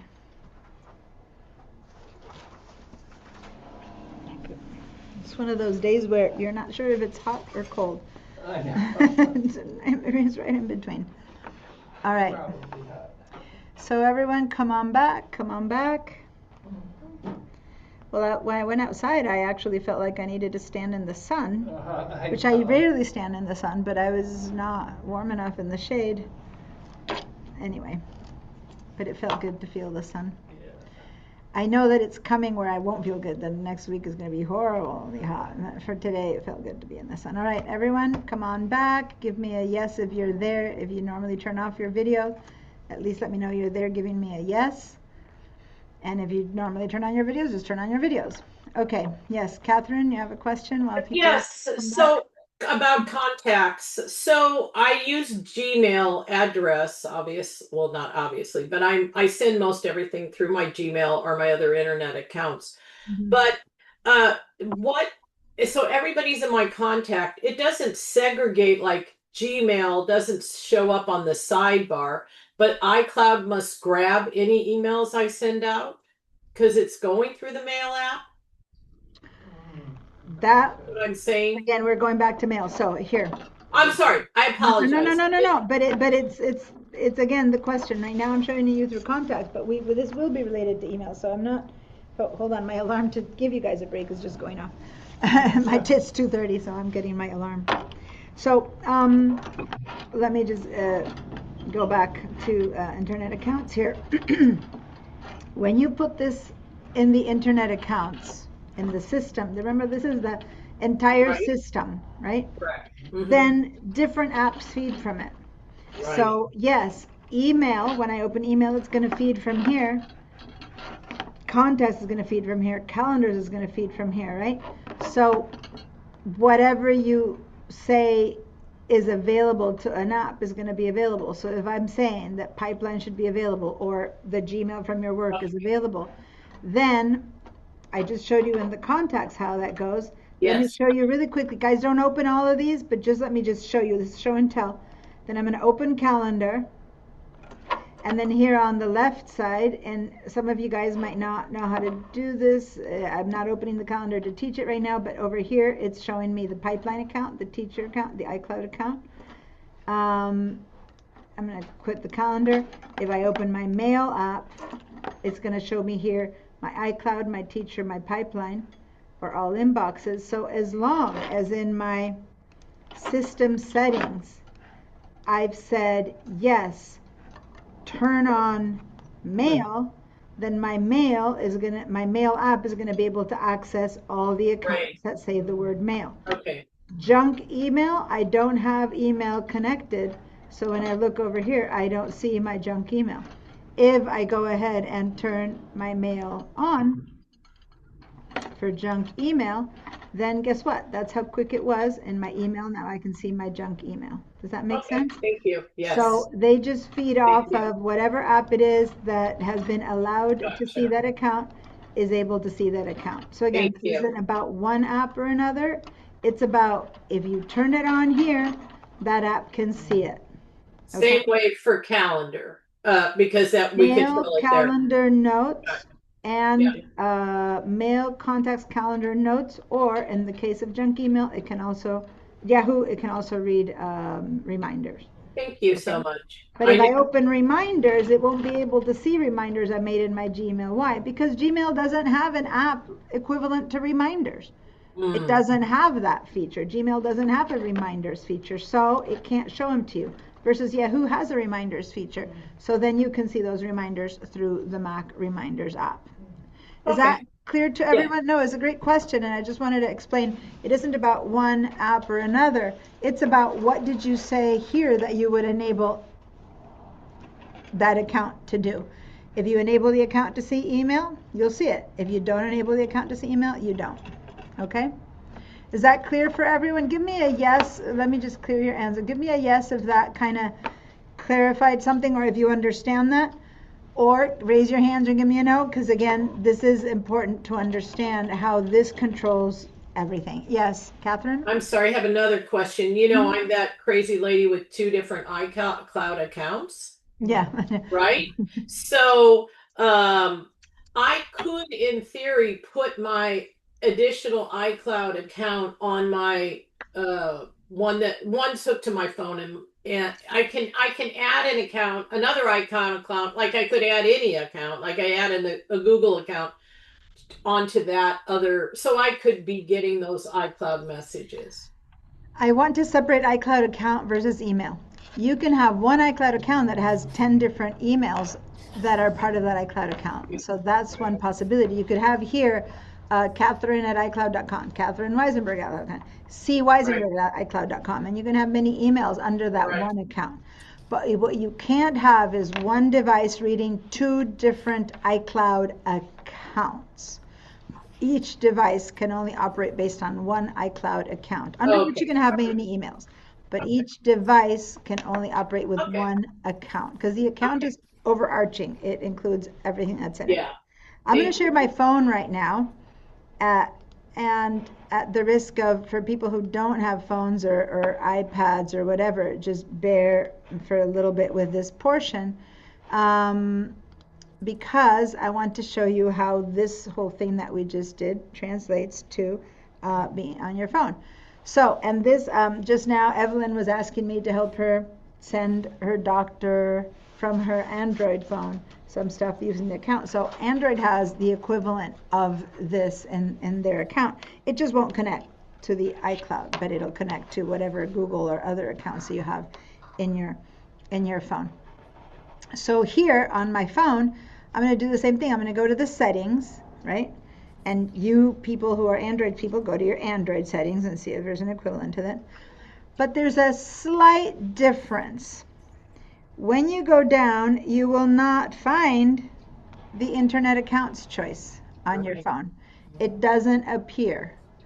So on the phone, the access to the accounts is going to happen through one of the apps, and it can be any of the 4 that we mentioned.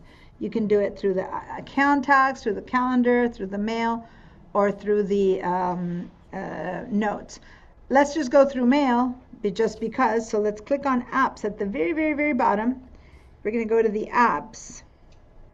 These are all the apps that exist on my phone. This has nothing to do with the cloud. This is just any apps I downloaded onto my phone. This is not the iCloud question. It's what's on my phone. I have these many apps. So I'm going to go down to the mail app, and I have so few apps on this phone that I can just go down to the M and find it there. I could have also gone and clicked on this little number U to jump straight to the U's or whatever, but if you don't have too many, or I could have gone a search. I could have gone here and clicked on a search and written the word mail. All I'm doing is finding the settings for the mail. I'm not going to open my mail app. I'm finding the settings. Now this is very important. Constantly people think I'm talking about the Gmail app, and they will then do this to Gmail app. But the Gmail app is a Gmail app belonging to Gmail. It will only show you your Gmail email. The Mail app, and look at the icon, just the name Mail, is the Apple Mail app. And this one doesn't just show you Apple email. This one shows you any email from all the accounts. It's like that funnel, remember? As opposed to downloading Yahoo Mail, Gmail, AOL Mail, those only show you themselves. Versus Mail shows you any account you enter into it. So let's click on Mail. These are the settings for Mail. I'm not checking my mail here. I'm in the settings for Mail app. And over here at the top it says Mail accounts. And as you can see, I have 4 accounts added. So this is when it becomes identical to the computer. If you want to add an account, you add one. Now let me show you. These are already added. But if I were to go now to SBCC Teacher, does this look familiar to what we were seeing on the computer? It's identical, right? If I don't want to see the contacts from SBCC Teacher, I just turn it off. And it'll say as before, well, are you sure you want to continue? All the Gmail contacts of this account, SBC Teacher, will be removed from your phone. Not from the account. The Gmails, SBC Teacher will still have my apps. I just will not see them from this phone. In fact, this says delete from my phone. So it's very clear if you pay attention. People are like, I don't want to delete all my contacts. No, all you're doing is not seeing them on this phone. You might still be seeing them on your computer. So I'm going to click on delete from my iPhone. If I now go to my contacts, I will not see any contacts of this account. Does that make sense? Now I'm going to say, nah, I actually do want to see them. So I'm going to go ahead and turn it on again by clicking on that little button. And now if I go to my contacts app, I will once again see the contacts from this account. So back up to the word accounts. This is where you would add the accounts, just like we did on the computer, and it looks exactly the same. You click on add account and it says, oh, is it a Google, is it an iCloud? Now this is an older phone. Maybe now you have the new way where you have to click on what kind. You'll click on Google. You'll say, okay, here's the email that I'm trying to add right now, and you'll just put it in there, sign in, and then when you're done, you will have all your accounts that you, just like you did on your computer, okay? Now, I'm going to let you do that between Wednesday and Monday. Add to your phone any accounts you want. It's exactly the same process we did before. And now I'm going to back out, and I'm going to push all of this out of the way from the bottom up so I can go to my accounts. And now I'm going to say, okay, let's go see what that looks like in mail or in contacts or in calendars, which is what I just did before. And again, this is like a show and tell. I'm going to teach you how to use each app, okay? But this is the show and tell of where are these accounts, right? So I'm going to go over to my mail app now. Again, this is just show and tell. Please just watch. Not my Gmail. I can't tell you every time I say this and people say, well, it doesn't look like that. Because you're clicking on what you use for mail. If you use Gmail, you're trying to open your Gmail app. I am not opening the Gmail app. I could have the Gmail app in here and click on it to just read my Gmail. But I am not. I am opening the mail app. And I'm being this specific because this happens every single class that people keep, when I open it, they say mine doesn't look that way. It's the Apple Mail app. Is called Mail. It has a blue icon with a white envelope. That's the one we're clicking on right now. And it's possible that you are just here checking email. And if you do that, you are in all inboxes. So this is like I'm checking all 4 of my emails at the same time. If I want to go see only one at a time, I go back here and I can see now only my pipeline or only my SBCC teacher. So I'm going to do that. I'm going to click on only my SBCC teacher. And here's my emails of just only my SBCC teacher. And I'm going to teach you this. I'm going to go back to the computer and teach you this on the computer. But I'm trying to show you that these are the accounts that I left on saying, please see. And again, now I'm seeing only pipeline, and then I'm going to see only iCloud. But if I say all inboxes, I will see all my emails at the same time.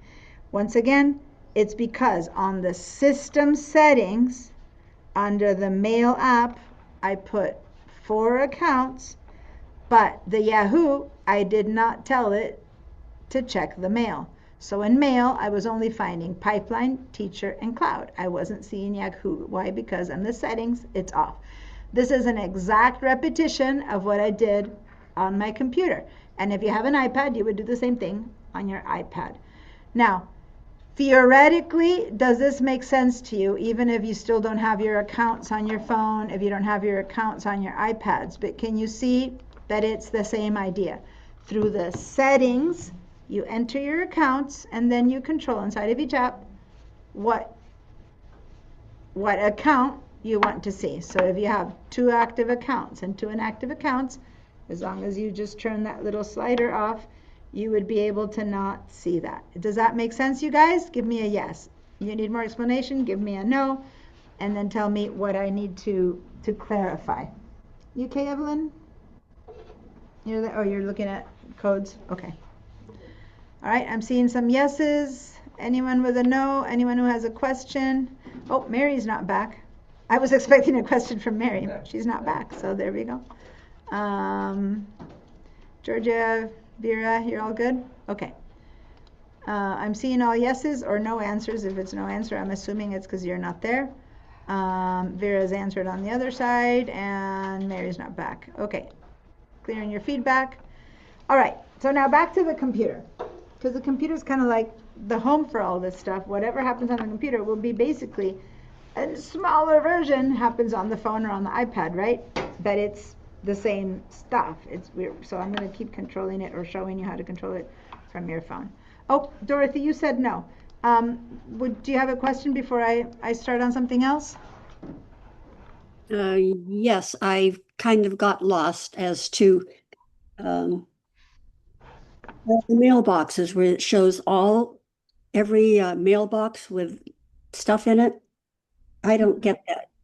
Okay, so instead of calling it an account and the phone, it called it mailbox, and that's the email has a different name for it. But yeah, so let me just do it from the computer now, because it's also called mailboxes on the computer. And again, on the one hand, I'm trying to avoid teaching you the intricacies of the mail app, but ultimately, what I am teaching you is all about the accounts and how to turn all this off across all apps. Then the little details about how to upload a photo or not, that's specific to each account. But the questions about, yeah, what does a mailbox mean? You know, how come? That's just the mail way to talk about accounts. So over here on the system settings for my entire computer, I told Pipeline to show me mail. I told SPCC Teacher to show me mail. I told iCloud to show me mail, because I see the name there. That's what I mean. If you see the name, it's sure. Versus Pipeline right now is not showing me notes, for example. Notes is there. Notes, calendar, it's not showing me contacts right now. How do I know? Because I don't see its word here. And if I go click on that, oh yeah, see, I had turned it off. That's all that means, right? So thus I don't see its name here. But I'm seeing mail there, I'm seeing mail in Pipeline, I'm seeing mail here, and I'm not seeing, and I'm seeing mail here in my Yahoo. So I should be seeing 4 accounts in my mail. Let's go see what that looks like. Now let's go open the mail app. Now, the mail app, again, a lot of people say, well, that's not how I check mail. And I'm going to stop my share for a minute because I'm having a glitch there on how it's sharing. I was getting a weird pixelated thing. So before I share my screen, what do you use to check mail? Those of you who use the Apple Mail, and you know you use the Apple Mail, so you know what you're talking about when I say that, give me a yes. The rest of you go like, I don't know if I use Apple Mail, or I do know that I actually use Gmail, or something like that. Then you give me a no. So if you do use Apple Mail on your computer to check your mail already, because you've done it before, you've taken my class, you just know it, give me a yes. The rest of you who have not sure what and how you check your mail, or you can't positively tell me it's through the mail app, then give me a no. So I'm expecting some yeses and some nos. Okay, or here Rodney's saying no. Evelyn, you have an Android, so you've been using the Gmail app, I'm sure. All right, so everyone else, Vera, do you know if you use email or not? Lava, who else hasn't answered? Yolanda saying no. Okay, and Rodney over here said no. You guys don't see his no. Lava, how about you? I'm assuming you're not using it because you're new to the mail, to the Apple universe, so you probably haven't been using that. I put no in the chat. Oh, you want instead of saying, okay, I don't check the chat, I got it. Yeah, go ahead and use the yeses or no's, because then I'm looking at the group. The chat is over there. But it's fine. If you can't find the no, tell me and I'll look at the chat. But for the most part, that's not what I look at. But thank you. Okay, so now let me show you my screen. Okay, so you could be checking email by going to the internet. So some of you might open Chrome or Firefox or Safari or whatever, open the internet, and then over here you have something that says Gmail. Maybe you already have it bookmarked. I have it bookmarked right here. There's my Gmail. And what I'm looking at is just my Pipeline Gmail. This is the online Gmail app. A lot of you people do that to check your mail. Nothing wrong with that. What are the limitations of that? You can only see this one account. You can't see the other account at the same time. So then you have to go, say you have an AOL account, you have to go to AOL. Say you have a Yahoo account, you have to go to yahoo.com. Say you have a Pipeline account, which is Gmail, and a personal Gmail, well, you need to switch accounts. Like I can go over here and I can switch this account. Hold on. Oh, because I can switch to another. I don't have it set up on this computer, but I could switch, I believe, if I had it on this. This computer doesn't have another account, but I could say add account, and I could be seeing my Pipeline and my SBCC teacher, but not at the same time. I would have to switch one or the other. If that's what you like to do, that's fine. I see it as more work, but again, it's a choice. On the other hand, that's only if it's a 2 Gmail accounts. But if it's a Yahoo, then you'd have to go and say, now let me go check my Yahoo account, right? And so I'm going to go to my Yahoo email check, and I'd have to go in and open Yahoo email. Now the thing is that if you already have bookmarks to see all those things, and you never saw that as a problem, then who cares? Go check in 4 or 5 different, so now I'm opening my Yahoo email. I could go check it there. I could, so that's one way to check email. What I am proposing is not that. And again, I'm trying to be clear. Sometimes it's just people think that that's just how you check email. There's one more disadvantage to that. You need to be online. You need to be connected to Zoom. So say that your laptop is with you on a taxi or something and you're checking email and you don't have Wi-Fi and you try to do that, or you're on a train and they don't have Wi-Fi, you won't see your email because you have to go online. You have to go to the internet browser, Safari, Google Chrome, go to Gmail to see your mail. Okay? So that's the disadvantages. You don't see them all at once.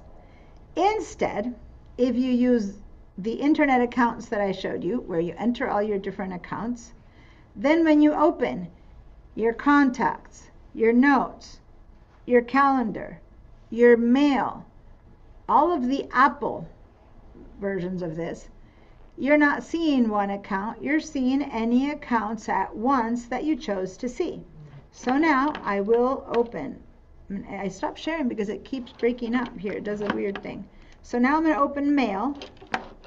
And the Mail app I'm saying is this one that's on my dock. Once again, this is the contacts that's on my dock. This is the calendar that's on my dock. If you're not using these and you don't have them on your dock, then you will search, just like you search for the contacts, you will go to the Spotlight, or you will go, if you're on Tahoe, to this apps thing, or you will open your Finder window and you will go to Applications.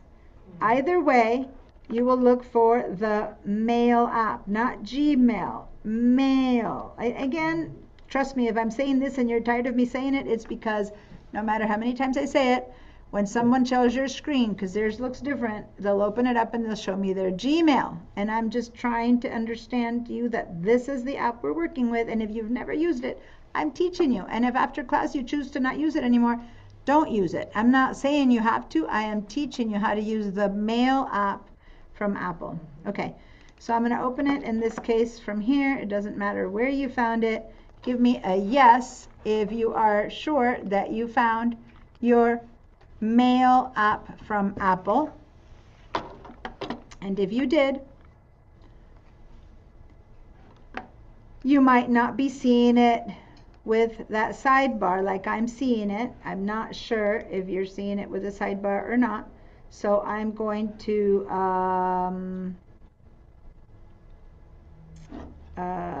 show you how to do that. So this is what I mean by sidebar. So if you're seeing it exactly like I'm seeing it, and there's a couple different choices here that you might be seeing. You could also be seeing like that without categories. There's just a couple different things that could be happening. But do you see a sidebar on the side? That's all I really care about. Do you see a sidebar? And if you do not see a sidebar, then go to View and go way to the bottom and say Show Sidebar. view, show sidebar. Now, if you're seeing the sidebar, you're good. You're seeing it. Okay? So give me now a yes. Now I'm going to clear my answers because before it was just, did you open the mail app? Now I need to see a yes. This is important. We can't proceed to the class until everyone is able to see their sidebar. Give me a yes if you see your sidebar. No if you're lost and you have no idea what I'm talking about. How do you find your sidebar? That's how, then I need a no.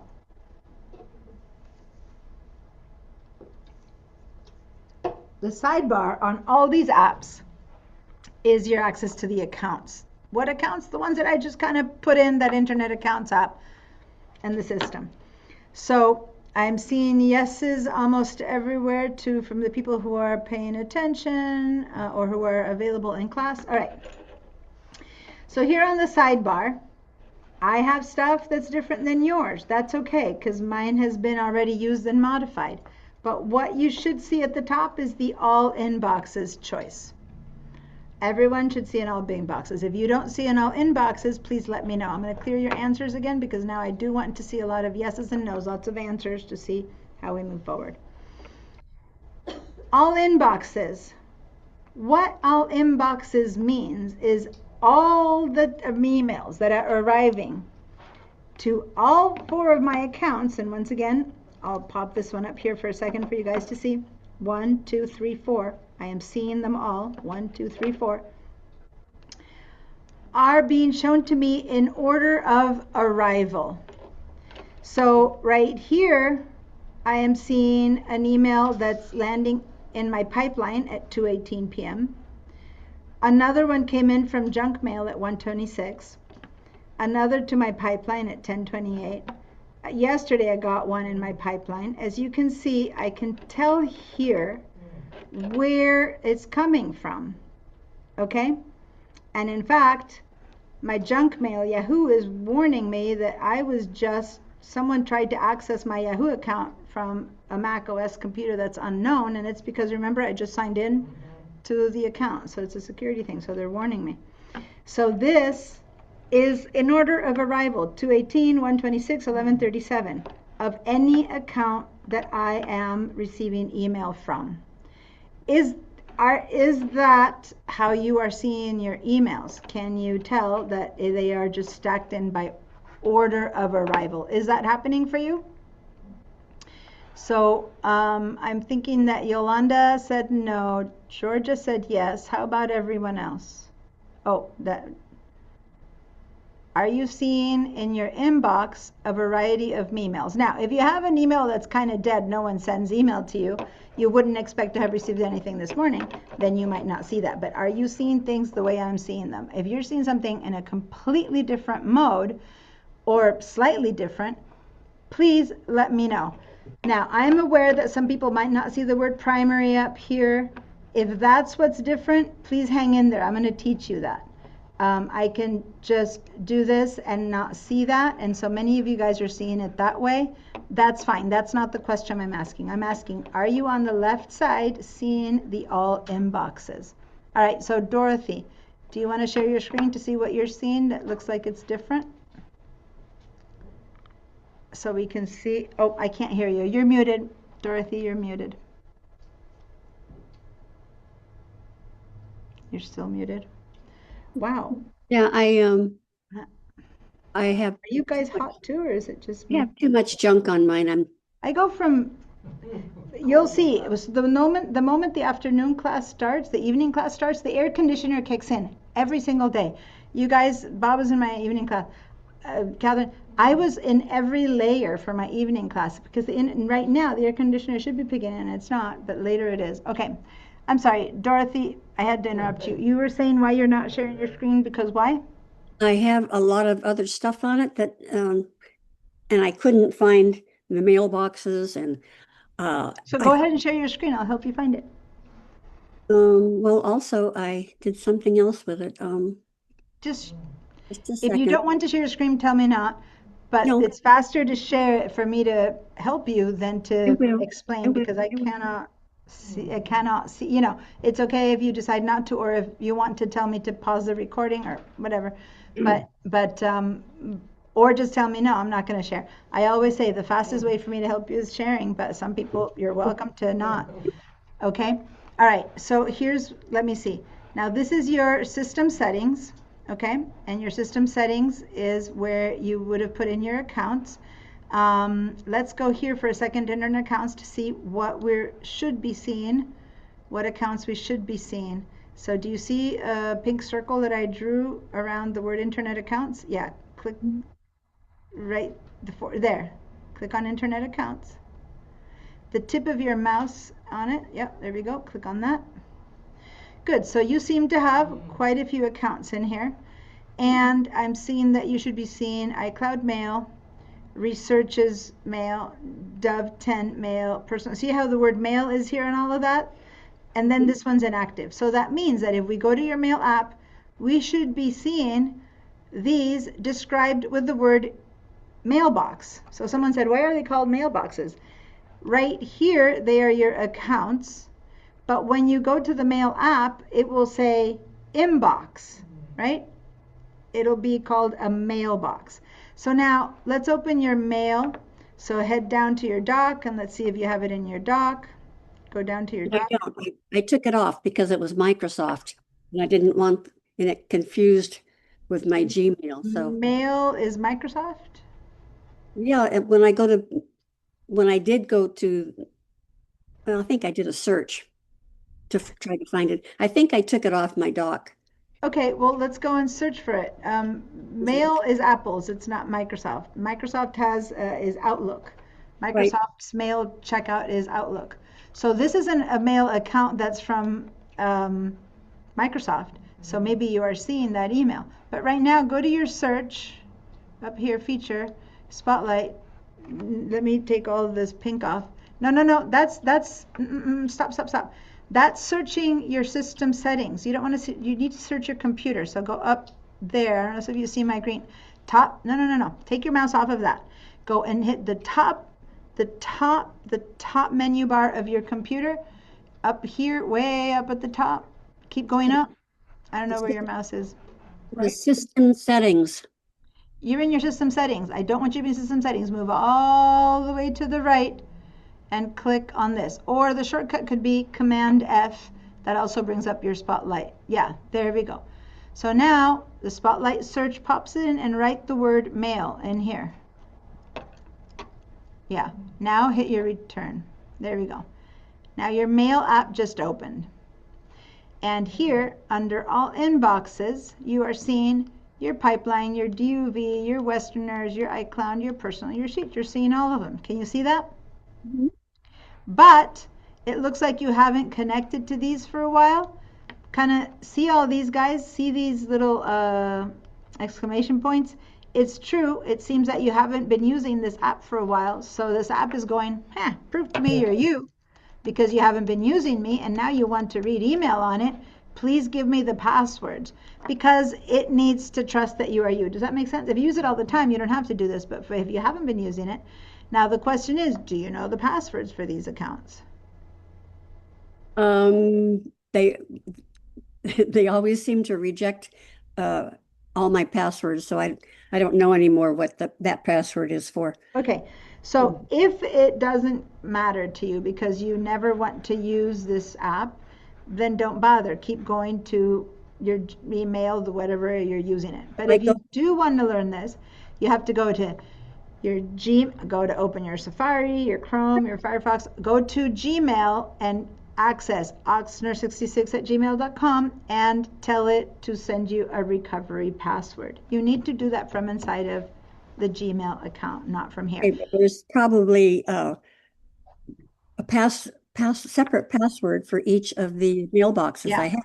Probably, yeah, it should. Mm-hmm. Yeah, Gmail keeps popping up. Right now, basically, go ahead and say cancel. Go ahead and say cancel to that down here. Under the passwords, there's a choice here where you can just cancel. Yeah. But your tip is almost on it. It's in gray. Yeah. Your mouse was on the word cancel. Yeah. Cancel. And basically what's happening is this is telling you, sorry, I can't show you these, nor these, nor these, nor these until you give me your. Now, do you know your pipeline password, for example? Yes. Okay, so let's try that one. Go ahead and double click on that little explanation. And, oh, you entered them as IMAPs instead of as Google accounts. So that might be the reason. Let's go ahead and say cancel to this. Okay, go now back to your system settings. Let's see if we can fix your pipeline account, because you said you know that email. So see up there, that's your system settings. Go click on that. Yeah. Did you say? Click on that. Yeah, click right there. Okay, so you click twice, so back out, because I wanted you where you were before, not here. Yeah, so now let's go see where you entered pipeline, then let's see if we need to put in, go click on that, and it'll ask where it says SBCC pipeline. I don't know if you see, yeah, click on that, exactly. Good, so now it's saying enter the password. You said you remember this one, right? So click on open browser, and it'll open, and it'll send you, this is what I meant, you have to go to Gmail. In this case it says, well, prove to me you are you, and so it brings you to the place that can prove that you are a student from school and that you have a right to access this email. So go ahead and say continue. It's your, and now say select all at the top, and now go and say continue. Good. Boom. Now, by putting in that password, you're going to be allowed to see all of these things from Pipeline. Okay? So now they're all turned on, and that's what you need to do to each of those accounts. You know, you got to go back up, go to this little arrow. Each one of these, you need to go and do what we did to Pipeline. We're not going to do it right now. To enable them, you need to let your computer know that you are you by putting in their passwords, okay? But for now, we just did it to one. Now let's go to your mail app and check your Pipeline email, okay? So go, this is your mail app back here. I can see it, right? You can click on that. Go ahead and click there. On the Pipeline? Yeah, click there to pull it up. Okay, and now click on the word Pipeline, because right now you're in research and I can't find it. Go click on Pipeline. And it might take a little bit because it's logging in the connection, right? And you're on Zoom, so it's logging in. But since you just put in your password in there, it should soon be showing you your emails, at least from your Pipeline account. Does that make sense, you guys? What's happening here? So she does not have the passwords for all of these, so mail's like, sorry, I can't show you that mail. We just put the password for this one. It's going to take a little bit, probably when we stop sharing and Zoom has time to update it. Or let's go check one more time in here and see if, well, no, I mean, you just did that. You just did just that. So click on that again. It just needs to refresh. Yeah. Let me see, try again. It did bring 2 in, and now there it is. It connecting to SBCC Pipeline, sending the messages, and now we're about to start seeing them. This is your other one it's trying to bring in. And if you don't know the email, keep saying cancel, because it keeps trying to bring in the email from all these other accounts, and until you learn them. So go ahead and say cancel over here to the right. Yep. Cool. Until you put in those passwords, you can't. But here you are. You're seeing your Pipeline stuff. It's beginning to pop in. You have 95 new messages because you haven't checked there for a while, so they're coming in. But these are today's. Well, I didn't look at it today, but I see it all the time. I have a lot of my Gmail get transferred to my regular Gmail account. Again, this is going to keep asking until you put your password. It's not going to, it basically, it's checking, trying to get your email, and until you tell it, it's not going to get it. So now this is how I'd use your email. I'm going to back up. You think you know it? Put it in there. If not, I don't know what one is for. What? I don't know what it's asking for. It's asking for the password to this email account. Well, I already got the. No, you're getting only Pipeline right now. This is your Oxner66 Gmail, which is that account. Oh, okay. Well, now you can put it in there or not. I don't want to spend 100, of hours on one account, but this is a great example of what we're talking about. So that's why I keep talking about it. You don't have to use a mail account. If you've always been using something else to check your email, please keep doing that. I don't want to. I do know from the past history that you have used this before because you've been in some of my classes before. But Yeah. you maybe stopped using them when you saw that your mail wasn't coming in. And it's because your computer has been asking you for the passwords for these, for permission to, please, can I show you the emails? And unless you give it the password, you could be me trying to hack into your email. And it's like, mwah, mwah, mwah, mwah, mwah. I'm not going to show you this email until you prove to me you're you by what? Giving me the password. So you guys, the only reason I'm making such a point of this is because knowing your passwords is important. But let me explain why. Because Dorothy, please let me explain, this is important to me. I'm going to stop my share right now because I'm going to let you work on getting your passwords or not. So everyone look at me. Why is it important to know your passwords? What if Dorothy loses this computer? She has some way that he's checking her passwords right now. You have a book. Oh, you have a book. Okay, then keep trying. There you go, the book. It's important, right? Now, let me clarify. Someone walks into your house and robs your house. The chance of that is how big? Teensy. But if you are someone who is about to publish a book and it's going to have 10 millions of copies and it'll be a bestseller, and someone publishing it for free would be an important thing to do. I'm throwing out a silly example. They might try to go in and steal your manuscript, right? Or they might try to go and get your little booklet of passwords and get into all your accounts. Having it written down in a booklet next to your computer is not considered safe. Now, the chances of someone doing that are minor. What's not minor, if the chances, and I hear it again and again, of having like a rift in your family, relationships, or friends who might take advantage of that, take your passwords, and then access your accounts. That does happen. So I'm not saying don't do it that way, because it's better than not knowing them, but maybe don't get them, don't keep them right next to your So the finds. keychain is not a good idea, Diana. I No, missed that. so Okay. the keychain is a good idea. So Okay. instead of trusting a piece of paper that anyone can flip through and then they know how to get to your bank account, it is safer, in fact, to have the computer remember your passwords. Yeah, right? I can't remember anything. I Because put them in then keychain. you have to Yeah. put a password to the app that remembers your passwords, and then you have to remember one password. One. If you know that password, you access all your passwords. If you know that password, if you share that password with someone who is untrustworthy, now they can access all your passwords. So be careful with that one password, right? Oh, So anyway, okay.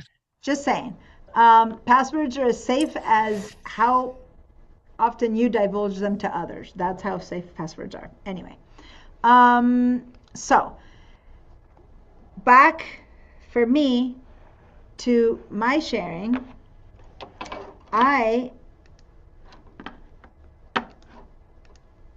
sharing my email here, where on the left side I have one thing called all inboxes, and it's showing me all my emails at once.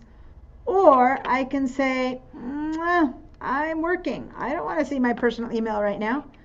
I only want to see pipeline. So I'm going to open this little arrow to the left of my inboxes, and I am going to see the inbox of just my pipeline, because I am working and I don't want to see all my emails. So I'm going to click on that, and now on the right side it doesn't say if this is from pipeline or for SBCC or from whatever, because I am only seeing the mail from pipeline.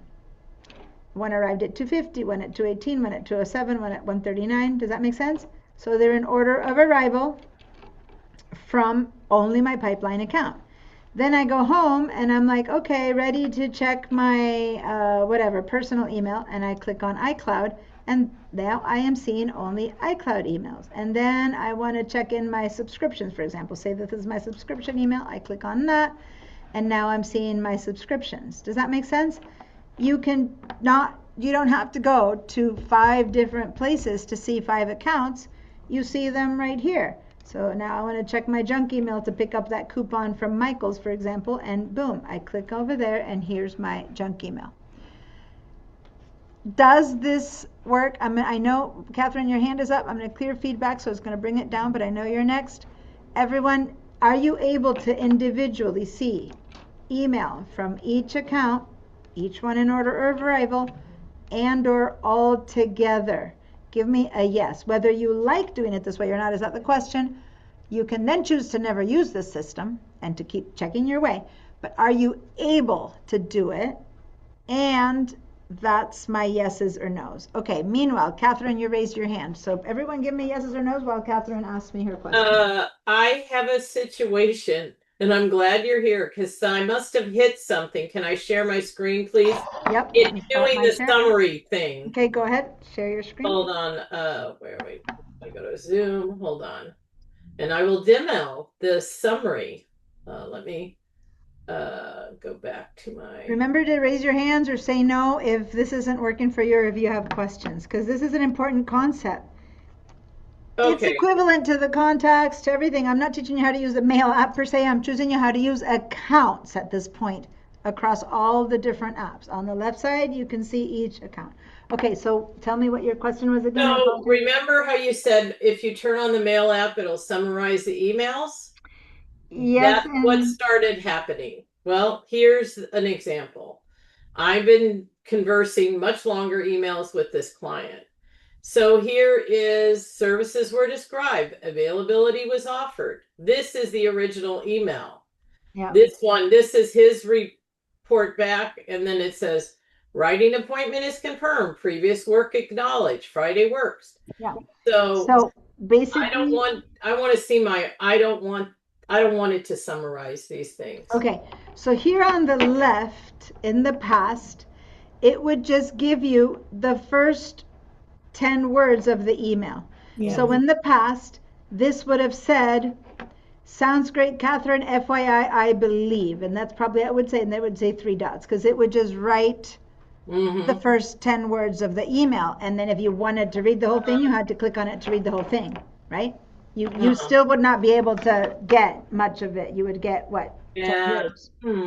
Now, instead of those 10 words, it's giving you a little summary of what's happening, which might be correct or not, because maybe even though it does say writing appointment confirmed, previous word acknowledged, Friday looks forward to it, and basically he said, the email said, sounds great, Catherine. And if you look over here, the email says, I'm confirming your writing appointment, right? And he said, sounds great. Then it says, previous work was acknowledged. And here, if you read the email, he says, previous work was acknowledged. This is an Apple Intelligence summary. If you look at his email, it says, ooh, I worked with you once before, years ago. And here it summarized it as previous work was acknowledged. Then it says, Friday looks forward to it. And I look at his email and it says, anyway, I look forward to Friday. So this was the email. Sounds great, Catherine. I believe I worked with you once before. I think I came to your house. Does that ring a bell? Anyway, I look forward to Friday. It was summarized for her as write an appointment confirmed, previous word acknowledged, Friday looks forward to it. Okay, so that's Apple Intelligence summarizing his answer. They're not summarizing everything. They're summarizing the answer. Right. Well, here's where I describe my services. And hold on. Go. Let's finish with one because people aren't aware of all your stuff. So here's the thing. Had this not happened, and I believe you can still turn this feature on and off, 1 second. Had this not happened, all you would have gotten here was the first whatever many fits in here, 10 words. And you would still have had to click on it to read everything, right?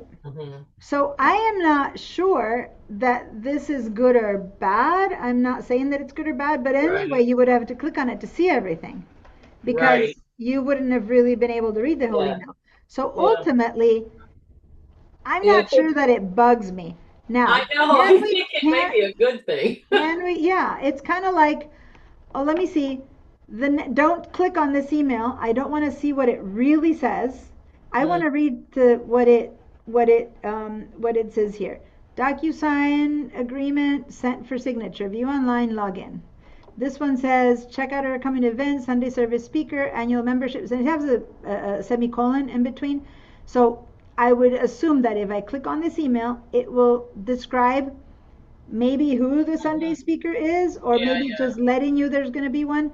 Then it tells Yeah. you that there's going to be a meeting, and then that there's donation letters available. So in a way, you go, oh, none of that interests me. I don't need to click on that email. Yeah. Or let me find out more. So then go and click on it. Go ahead and click on this one now. Which one? I yeah. did that one. So then this is what was summarized. And you're right, I'm having to click on it anyway to get to it anyway, so Yeah, because before this, yeah, I really, as you were talking, I'm like, well, maybe I do like this feature. yeah. I So just all I'm don't know how saying, to turn it off. I believe, and let me check on mine. Is it turn offable? I'm not 100% sure because this is new. Can you turn I think in the settings you should be able to turn it off, but I'm not 100% sure. Let me see. I'm just checking, you guys, for me before I tell you where to go, because I don't know where it is. So I'm just kind of checking. But this is like a feature that is supposed to be helpful. Let me. Well, and it seems I'm like looking under general. I think you don't turn it on or off on email. I think what you do is you turn on or off that setting in the Siri intelligence features. Yeah, because it's not here. So let me, I just checked something. So at some point you told Apple Intelligence yes, and right, and that would have been in your settings. So let's open your settings, even if now you're liking it. But let's open your system settings, because some of you might like it, some of you don't. And let's go to the the Siri Apple Intelligence here, and let's see if you've turned it on. Oh, Okay. I thought I turned it off. So hold on, leave it on. I'm not touching anything. Yeah, and then by turning that on, this is integrated deeply into your Mac in your apps. One of the places it integrated into is in the fact that now it's giving you that little summary. The thing is, you can't turn it on and off for every app. And I think that would be nice for them to do that.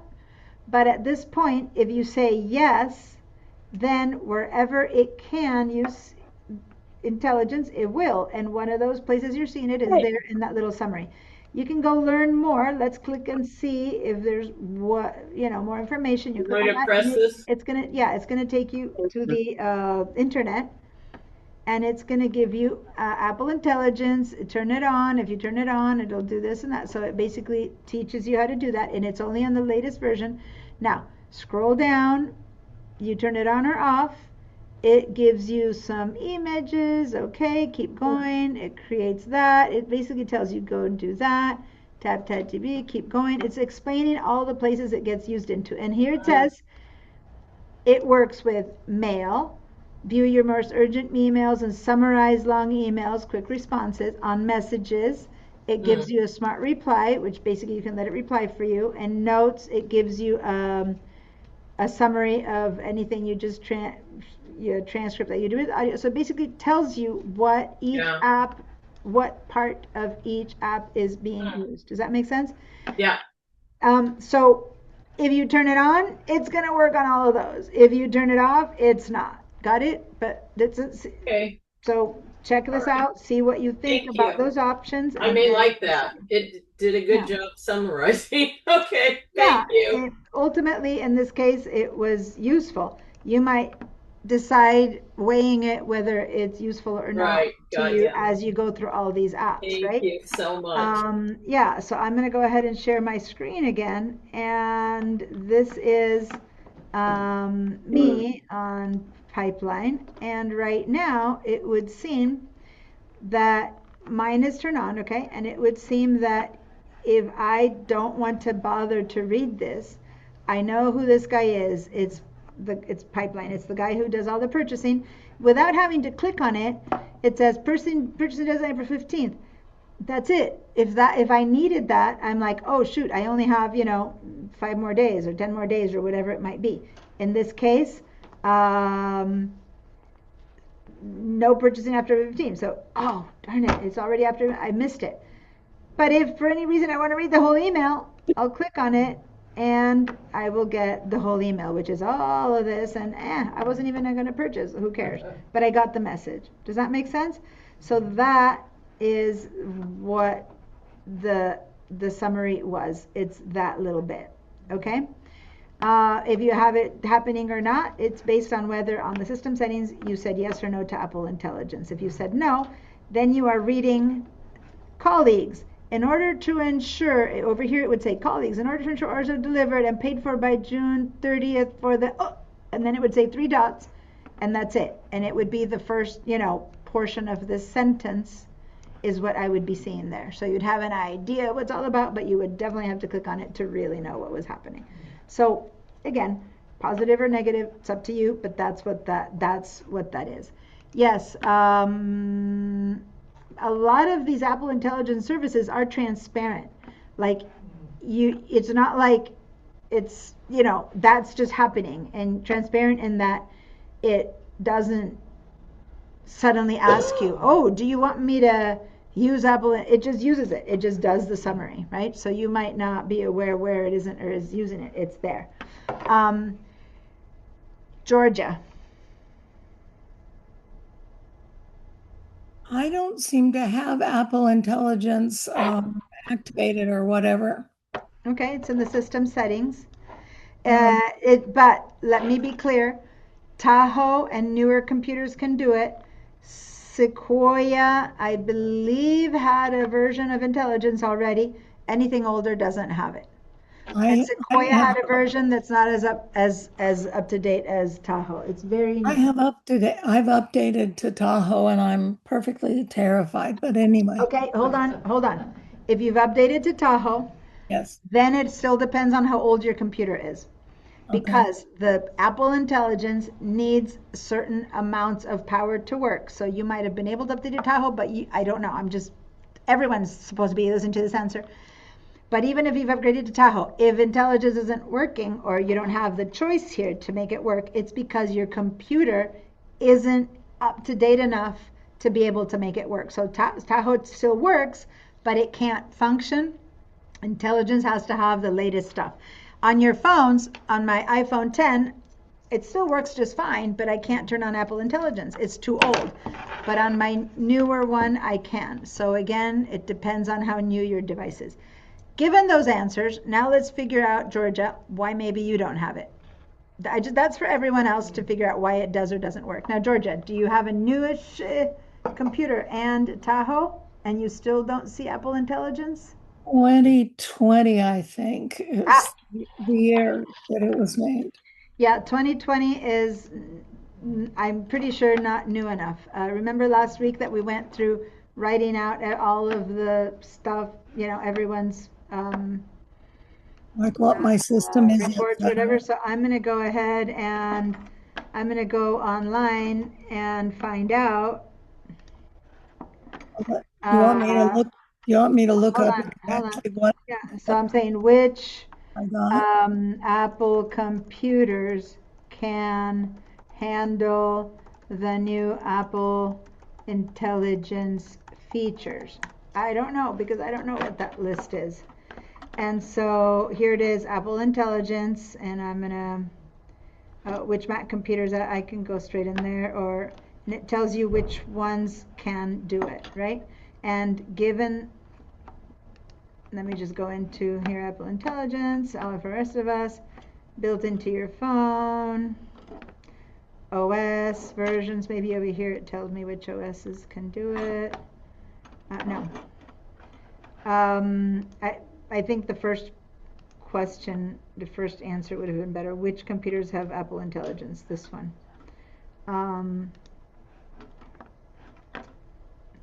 So here it's more or less, more connection, less no. This is like an ad for it. I don't really need the ad for it. I need to go back to that answer. It has to have iMacs M4s. So if you have an M3, that won't work. If it's a Mac Mini, it has to be M4. If it's a Mac Studio, it has to be M4, M3. So it's just the newest chips. If it's a Mac Pro, the M2. So you might have a Mac Pro M1, a Mac Studio M3, and it won't work. Your computer works just fine, Apple Intelligence doesn't work on it, even though you can upgrade to Tahoe. When you say chip, you mean the processor? Kind of, yeah. I think you weren't here last class. I think you came at the end, and so you didn't see that. But part of the class, what I did is I went to Apple about this Mac. Yep. And this here tells what chip you have. If you don't even have the word chip, then you have an Intel processor. You wouldn't even see the word chip. So even less Intels don't do that. But if you have a chip, this M1 Pro might still not be good enough, right? So you need to, even if you have a chip, it needs to be. Mine's an Intel processor. Okay. So yeah, it depends on how new 3.3 GHz 6 core. Yeah. So you have Intel, and Intel processors cannot use Apple Intelligence. Okay. But that doesn't mean your computer doesn't work just fine or that you need to upgrade. Just pay attention to what the choices are. And if at some point you go, that Apple Intelligence sounds wonderful, one more pro towards buying a new one. Apple Intelligence doesn't seem to make a difference to me. No reason to upgrade. At some point you find what reason it is that causes you to want to upgrade, and you upgrade. And if intelligence is not one of them, then it goes on the, no, it's not a con, right? It's not a con, but it's not a pro.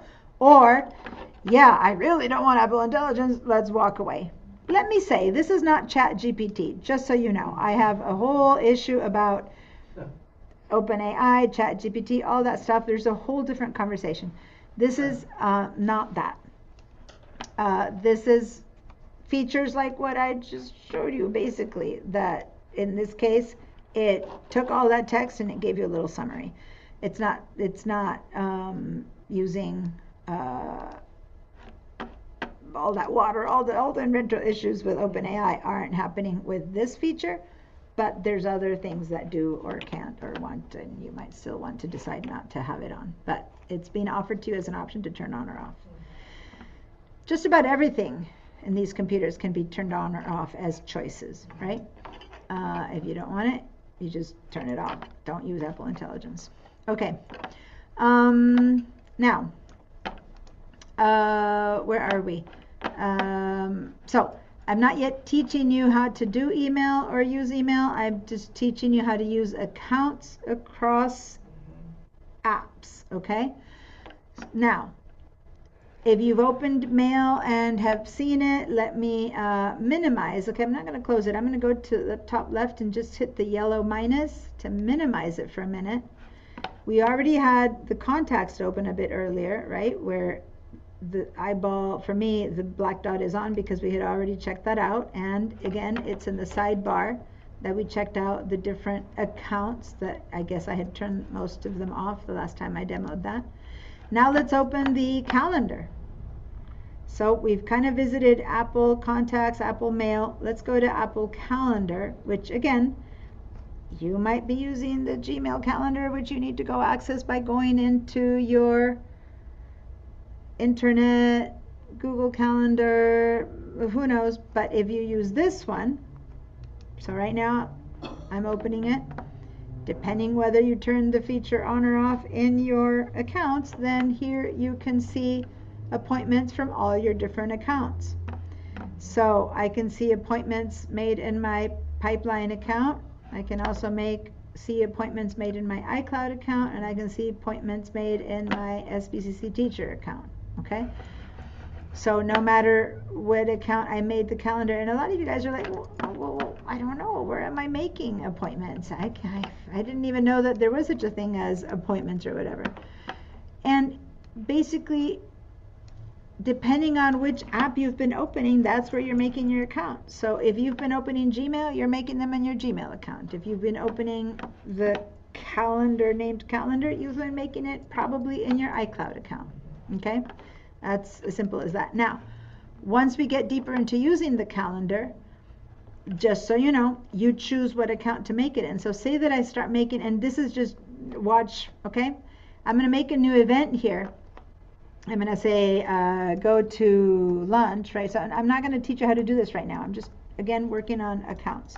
If I say go to lunch with, oh God, I can't even write lunch. Go to lunch with Amelia, whatever. I can choose if this is going to be an appointment that I want to make inside of my iCloud or inside SC Teacher or Pipeline.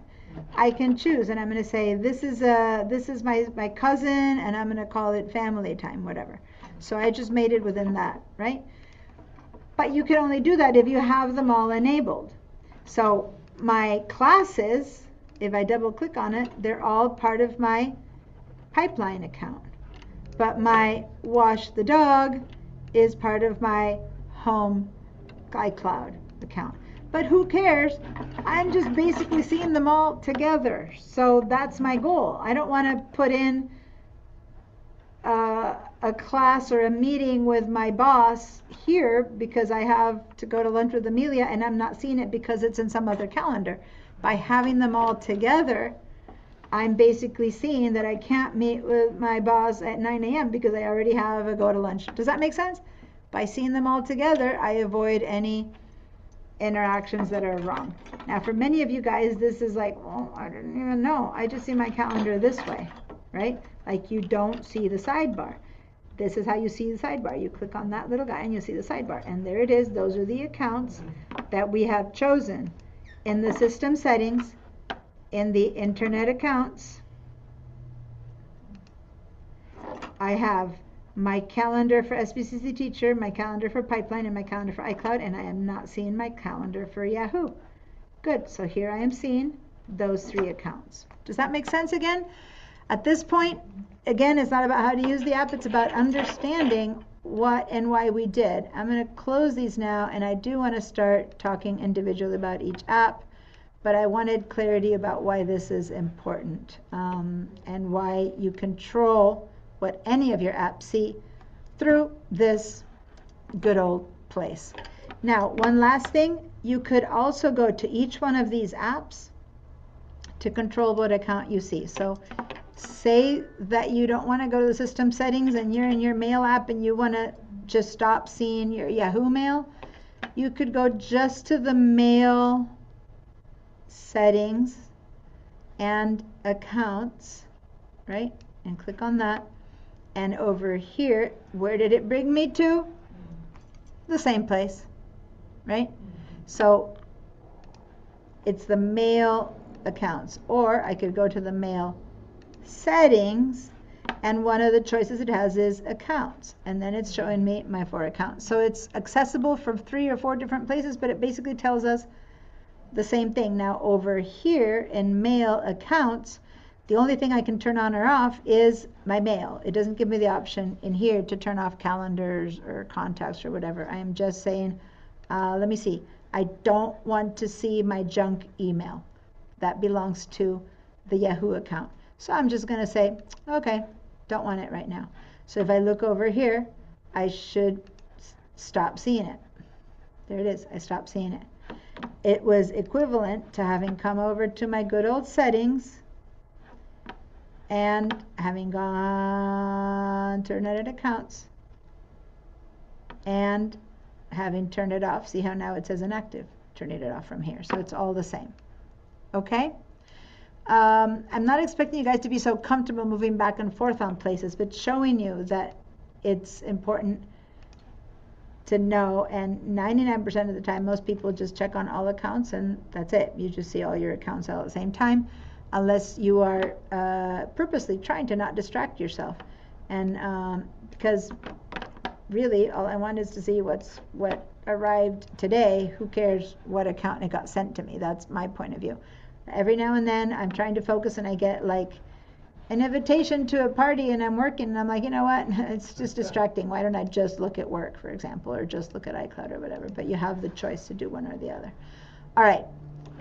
If everyone's good with my explanation kind of across the apps of how accounts work and how you can turn them on and off, I'm not going to bother with the phone, but go to your to enter in the accounts on the phone. But I'm going to show you really quickly how this looks on your phone, on the other apps, and then we're going to start actually using these apps. So now I'm going to share my screen to show you my phone. And here's my phone. And last time I left the phone, I was in the accounts, right? Settings, phone settings. I think you weren't here, Georgia, but we went into the phone settings apps to put in those accounts on my phone. So now, let's see what that looks like in these apps. And let's start by going to the mail app, which I already did this really quickly. And here it is. I am looking at my all inboxes, right? So right now I should be seeing them all at once. If I want to say each individual account, they're called mailboxes in the mail app. I'm going to back out and I'm going to see only my iCloud emails. So now I'm only in my iCloud emails. Now I go back to iCloud and I see only my SBCC teacher emails.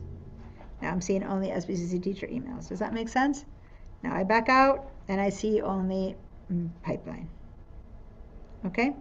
So this is that sidebar. But on the phone there's no place to see the sidebar. So the sidebar appears on its own, and when I choose the account, the sidebar disappears and I see the emails from that account. Got it? Because you don't have space to see the sidebar. If you have an iPad, you do have a space for the sidebar, so that actually a sidebar on an iPad would look the same as on the computer. It would be there, and you would choose from there. Here, you kind of have to go back and forth. All right. Now, I'm going to show you the calendar on the phone app. Again, this is more show and tell. I'm going to teach you how to use the calendar app later, but basically, down here at the bottom of the phone app, you might be seeing it differently, the calendar, I don't want, but down here I see the word calendar. So in the calendar app, the accounts are called calendars. I'm going to click on calendars, and here it shows me the pipeline, or the SBCC teacher, or the iCloud. So on the mailbox, those accounts are called, in the mail it's called mailboxes. On the calendars app, each account is called a calendar, right? Whoops, sorry, I just moved my phone sideways and got you all nightmared up. So I click on the word calendars down there, and then I can choose which one. And if I want to see only the apps from one or the other, in this case, I would have to turn off this eyeball to not see pipeline stuff, or turn it on to see it.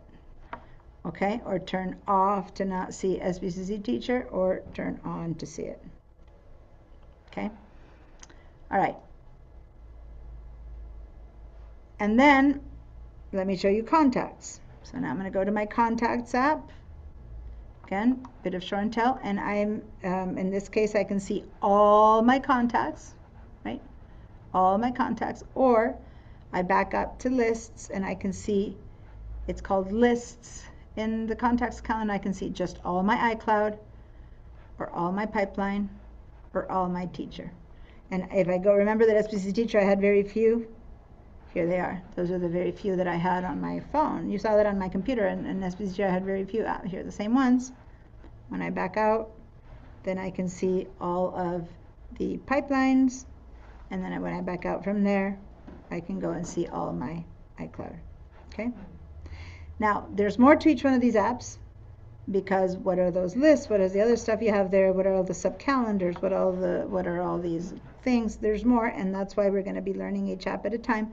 But I just wanted to show you right now on the two different devices that we have in front of us how you navigate each app, showing you only what you're asking it to show you by going to that sidebar area, right? Where in calendars you choose which calendars to see. In contacts you see which contacts to see.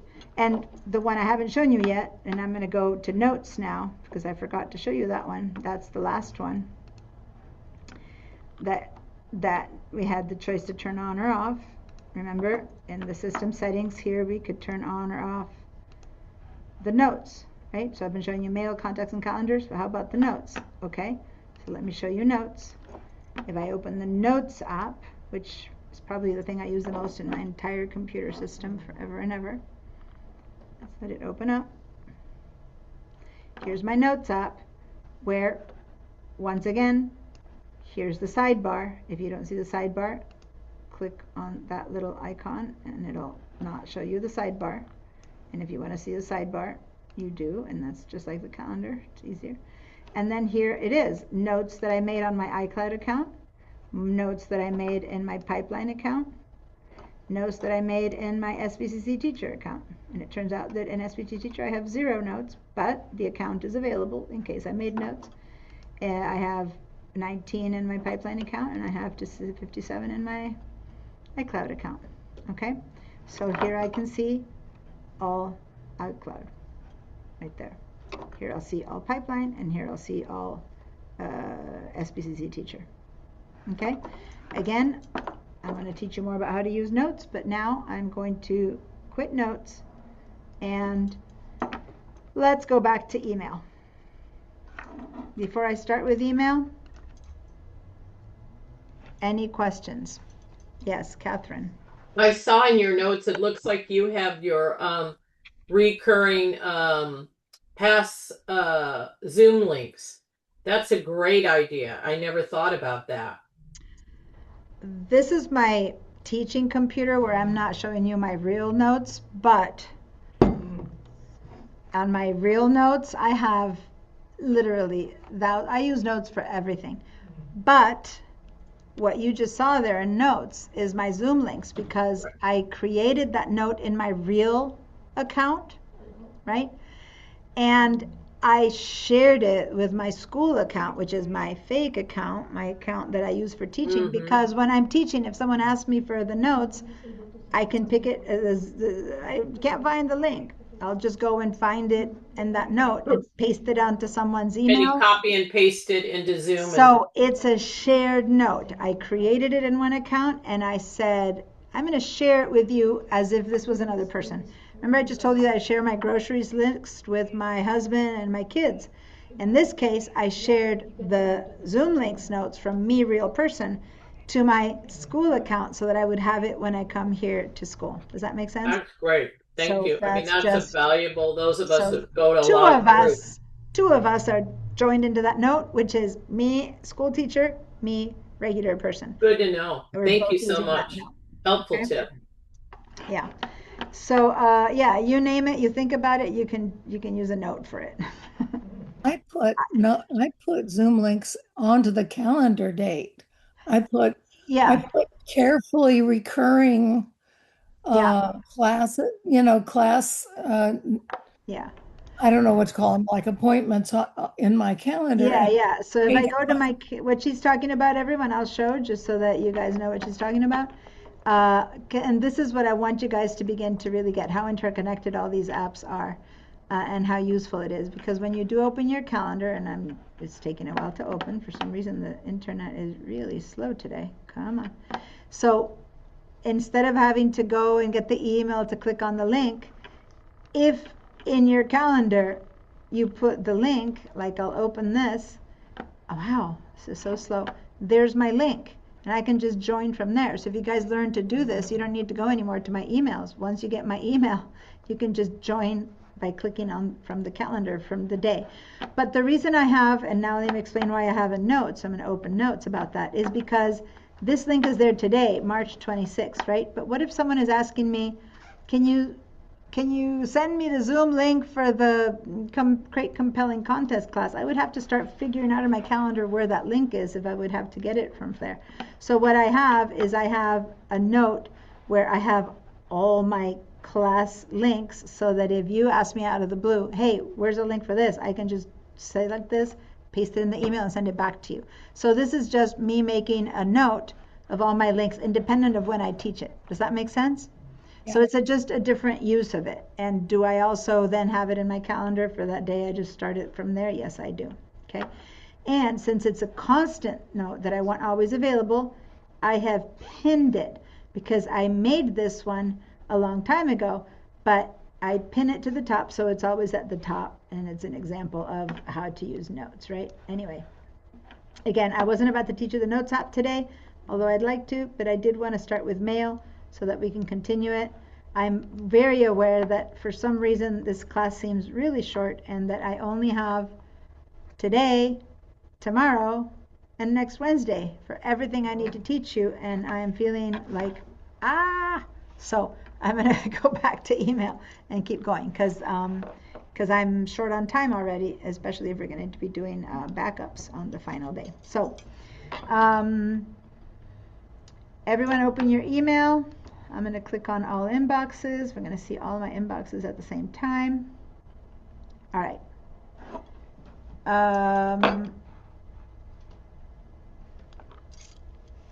Okay, so for now, I don't care which accounts you're seeing or not. We've talked about that to death. You guys get to choose it. I'm going to show you a couple of other things that matter to me. When I click on all inboxes, over here to the right, I have a choice in how to see my emails. What do I mean? Up until Ventura, Sonoma, I believe, this is how it's shown for years, one after the other, period. Yeah.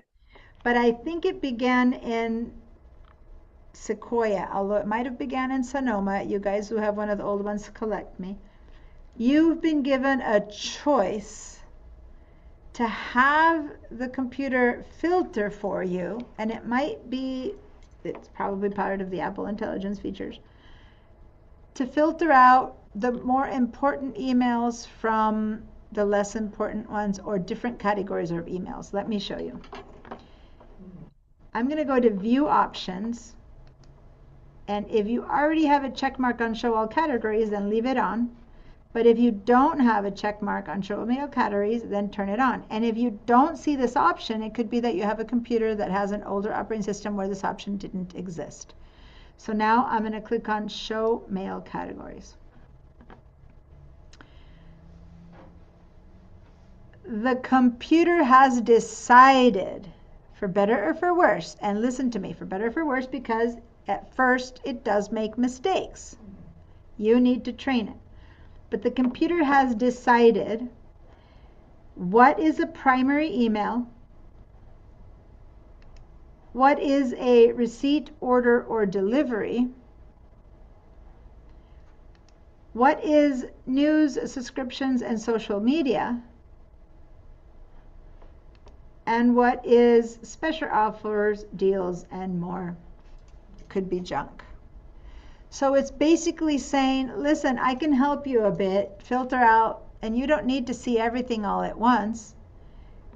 You can just focus on what's important primary, and if you want to check out and see whether you got any coupons, go to this one to see your coupons. Does that make sense? Again, does it know exactly what I consider most important? Maybe I want to get the Michaels coupon every single time because I shop there once a week and I want to see it arriving in my main primary. In which case I can tell it, hey, this is supposed to be primary. Or maybe every time that a certain person emails me, I'm like, no, that's not, important. Please don't bring it up all the time to me. So then I can move it out of primary. But right now, it's guessing pretty well. All these are things that I would want to see, so I'm not going to move anything out of primary, but I might move some of the others into primary or into less. So I've kind of trained this already enough that basically it's showing me the stuff I want to see. But now let's head over to receipts, orders, and deliveries. Diana, there's a loud hum that has started to come through. Well, the air conditioner just started, so I'm wondering if it's that. I'm not hearing it. I'm not hearing it. Yeah, I stopped using the microphone. Are you aware I'm not using the microphone? Because it was causing a loud hum for people, but I'm not using it, so it can't be that. Yes, the air conditioner just clicked on the moment you said that, and now I'm going to begin to be cold, because there's no in between in this room. You're either hot or cold. So maybe some of you are sensitive to it, but some of you are not. Some of you said you don't hear it, so I can't do anything about the air conditioning. Hopefully it's not that, but if it is that, I can't do anything about it. It's kind of a hidden thing that doesn't let me deal with it. So hopefully it's not too uncomfortable. All right, so here I am in my inboxes transactions. Keep track of your orders, shipping, delivery notices, bundled by sender. Now, if you are desperately waiting for something to arrive, and you're checking your email all the time to see if it arrived, and this is what you're looking at, you might go, oh my God, I'm not getting the message that it arrived. Well, maybe you need to switch to look over here. Does that make sense? How did you? On the other hand, when I go here, I have this thing called deposit photos, free photos, files available. Well, this isn't something that arrived. This is a promotion. So it shouldn't be here. This should be under Junk. promotions, special offers, deals, and more, right? So how do I train the computer to understand that? I right click and I say categorize this sender, not this email, but this sender. So every time Deposit Photo sends me something, I want it to always end up in promotions.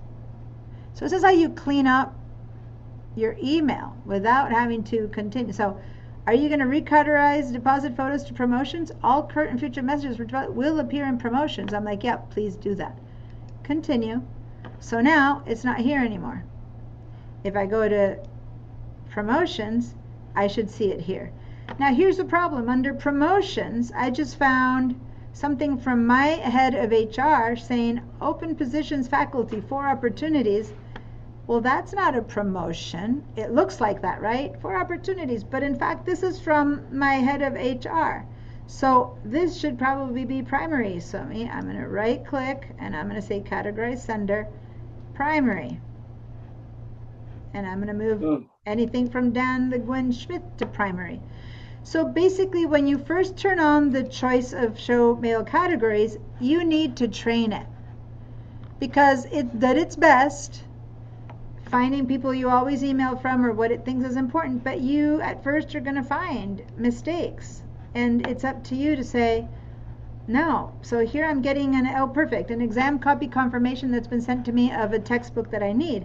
And it was correctly sent to my transactions, receipts, orders, deliveries. That was good. My receipt from Apple from my account also was sent here. That's correct. But then over here, my amended academic senate agenda was posted to receipts, orders, and deliveries. And no, this is actually something that should be primary. Does that make sense? Now, it doesn't take that long because how many people do email you all the time? At first, you need to do some recategorizing, right? But once you've done it, it's now going to do every time Joshua Ramirez sends to me, it'll be recategorized. So it's not like I need to recategorize every email. After a while, you know, maybe a week, 2 weeks of doing this, depending on how often someone emails you. If they only email you once a month, you might still find that once a month person in the wrong category. So, but after a while, on my personal email, I have managed to do this pretty well where I'm kind of only getting what I want to see on a daily basis in my primary, and any deliveries or invoices are shown in there. And then if I'm waiting for something and it's not showing up, I know to go check the rest in case it landed in the wrong place, okay? Or the final choice, if it's not one of these, the final choice, see that little half circle there that's kind of hidden? It's always going to be that way. I can just click on that and say, you know what, don't categorize me, show me all the mail at once. So basically this is going back to how it used to be, where every single thing is just showing up to me no matter what. I have Instagram is as important as my head of HR, as a purchasing deadline from, I don't purchase anything, so I don't even need to see these, as from a student, right? So I'm seeing them all together. But if I categorize them, then I wouldn't have had to bother seeing that one. I wouldn't have bothered seeing, you know, et cetera, et cetera. Does that make sense? So that hidden little half circle is, okay, I just want to see everything. Did it really arrive or not? So that is everything. Other than that, it gets divided into these 4. You might love that, you might hate that feature. You get to turn it on, or, ugh, I hate that feature. Go back to show email categories. Click on that to turn it off, and you're back to seeing everything all at once. It's basically the all email. Okay? This is a good way to not have to see all the stuff that arrives every day mixed up. Well, Give me a yes if you were able to turn the model off and to recategorize things, and it worked. Again, if you don't like it or like it, that's not my question. Were you able to do it? I'll let you choose whether you want to do it or not. Like, you can then say, I don't want to see this, I want to see this. But if you know how it works, I would say give it a try. Let's say between today and Monday, try it out. You have, 5 or 6 days, and then on Monday say, well, I tried it and this didn't work, or this worked, and I've decided I don't want it, I'll turn it off. Or, hey, that was the best thing since sliced bread, thank you, thank you, thank you, I'll leave it on. You get to choose. but at least try it for these next 5 days until I see you again so that you can figure out if you like it or not and whether you manage to train it well enough with the right click and move it to the category you think it should be landing on. All right, Bob, you were trying to say something. I spoke over you. Well, no, my experience with this is that I get messages from people and I respond to those messages with when it was on this weird filter thing, and then the message would disappear. I had no way of reconnecting. I have to remember who this person's name was and looking everywhere for their name. It drove me absolutely crazy. And these are, say someone I photographed at some event or something, and they send me a message and they're talking about, well, hey, I don't know their name. I'm like, so I got this email. There's no way. And with this system, it shouldn't be lost. You saw that you can go to all email and just see them all. But then I couldn't find. At least like this, they're in the same order that they came in the first place, and I can just go, oh, that was 2 days ago. Boom, easy. But yeah.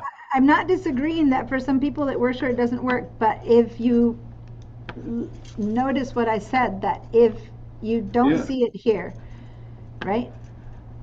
If you replied to this person and somehow the email disappeared, that is weird because you haven't changed it from position. If I reply from something that's primary, right? If I see primary and I reply to this person, it's going to stay in primary. It doesn't become less primary. Now, it's possible that someone will say, hey, I emailed you last week and you never answered. And you're like, well, I never saw your email because you didn't check these. Right? So what you need to know to do until you train it correctly, because the computer might have sent it all the way here and then you were trying to buy photos from you, but as far as the computer was, it was a promotion, they landed it here. So I'm not saying this works immediately. You first need to train it and train yourself to check, especially when you're first setting it up, if you choose to do this, to check your all email, which is basically saying it the way you've seen it for 100 years, which is as they arrive. So if you can't figure out where it landed, go over here, like you said, go by dates and go, I received this 2 days ago, go to yesterday, and there it'll be. And then you can say, this kind of thing should be always primary. And you do train, your computer begins to learn what kind of emails you consider are primary and which ones are not. And that is part of the training it, right? And the Apple Intelligence.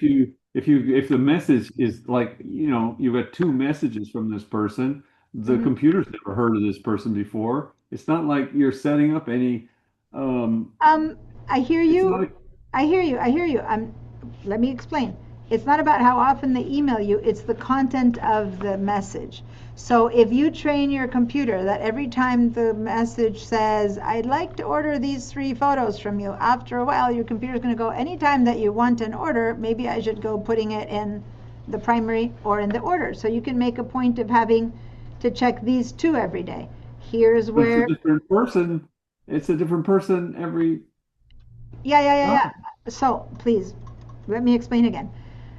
When it's one person that you always hear from, it's an easy answer, right? You just tell it where to go. But if you are someone who receives messages from random people wanting your orders,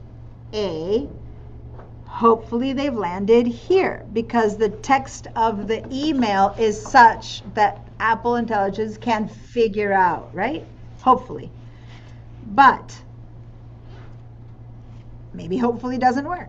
Maybe that's not what it knows to do. So when you begin to, when you check every day, because you know that if you want to check them unorganized, you check this last one.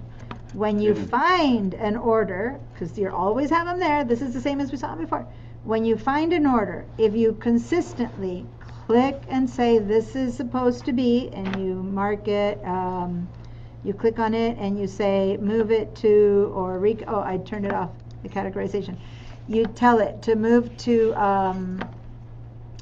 orders, right? You tell it move to orders. Then Apple Intelligence, hopefully, and it's not about the person anymore, but it will begin to go, oh, when this guy gets messages that say things similar to this, he would like to see them there. So you begin to train it, and hopefully it begins to catch them and put them in the orders. If after, say, a month of doing that, it still fails miserably, then it's like, okay, this system didn't work for me. Apple isn't learning. Now, if you get orders every day, it's going to learn. But if you get orders once a month, it's not going to have enough features to learn, is what I'm saying. But it's not about the sender, but it's about the vocabulary. It kind of goes, oh, looks like this person, these kind of words indicate something that my owner wants me to show in transactions. And it's a matter of training it. All these things need to be trained. And if it doesn't work after trying it enough, then go, you know what, I hate that feature, let me turn it off, and lo presto, you see the email that you've seen it all along. So it's not like it's forcing you into that, it's giving you the choice. And for some of you guys, it's like, oh my God, it's so good not to see the junk. And for some of you, it's like, it doesn't work for me, it's sending it to the wrong place all the time. Good, then don't use it. Does that make sense? But give it a try, because it might be a solution or it might not be a solution. That's you. Let me spend one more second. I said I wouldn't go long, but let me spend one more second to show you the same feature on your phone, and you guys can spend your week and weekend until Monday checking this feature out on both your phone and your computer. And oops, wait a minute though, I have my old phone here. Will it do it on my old phone? Yes, okay. So here I am. I have the feature turned on. So you see here's primary, here's transactions, here's updates, and here's promotions. On this one, I have to push over to see the all email, okay? So then I go to primary, and if I do the same thing, if say that this is not supposed to be primary, then, and let me actually choose one that's not supposed to be a transaction, because I usually get wrong ones in here. So then I'm going to go over here to InDesign limited editions or whatever. I'm going to click on that one, hold it, right? I'm just kind of, whoops, I didn't hold on to it. Go up to those three dots and say categorize this sender. I'm going to categorize it and tell it this should have been a promotion or update or a transaction or a primary. Okay, so now then it would have changed. And if you don't want the feature to happen at all, or if you want to turn it on, it's those three dots where you say just show me list view. List view, old-fashioned list view. I get everything in a row. Or click on those three dots, show me categories, and I turn about category, and now it's categorizing it. Again, your choice, play them out, and if you need to recategorize something, if this is an update that you think should be not part of subscriptions, then you move it to promotions, right? Oh my God, admissions current rosters, this one is so important to me, and it's showing up. Oh, I'm glad I caught this. I mean, I really mean it. This is the rosters. This should be, and I'm going to go and recategorize it. This should be primary. So I'm going to go and choose primary because I need to get my rosters and on my phone. So you want to recategorize that? Yep, please send it to primary. Phew, I'm glad I caught that. Does that make sense? But yeah, that admissions is a new feature that we have never had, that they started this last month, and I hadn't noticed that on my phone. I usually get those on the computer, so I don't care, but I hadn't noticed that it was arriving to my social promotion. So I'm so glad I just fixed that for real. I just made it arrive into my primary because Deanna, did you want to end the class so you can get home? Yeah, I will. Thank you so much. It's 4:07. Thank you for reminding me. I just wanted to show you both places. Georgia, can you write down your question and ask me next class? Yes. You weren't here at the beginning, but I did say that I need to rush home right now to open my next class. In a few minutes, Bob is in it. You'll see me. I'm rushing home. Okay. I thought we were supposed to have an external drive for. Yeah, next Wednesday. Next Wednesday. The last day of class. Last day of this class. Okay? All right. I'll see you. You had a week to purchase it, buy it, get ready, but we're not going to use it until next Wednesday to give people time to get it. All right. I'll see you one or two of you in a few minutes and the rest of you on Monday. Have a great weekend, you guys.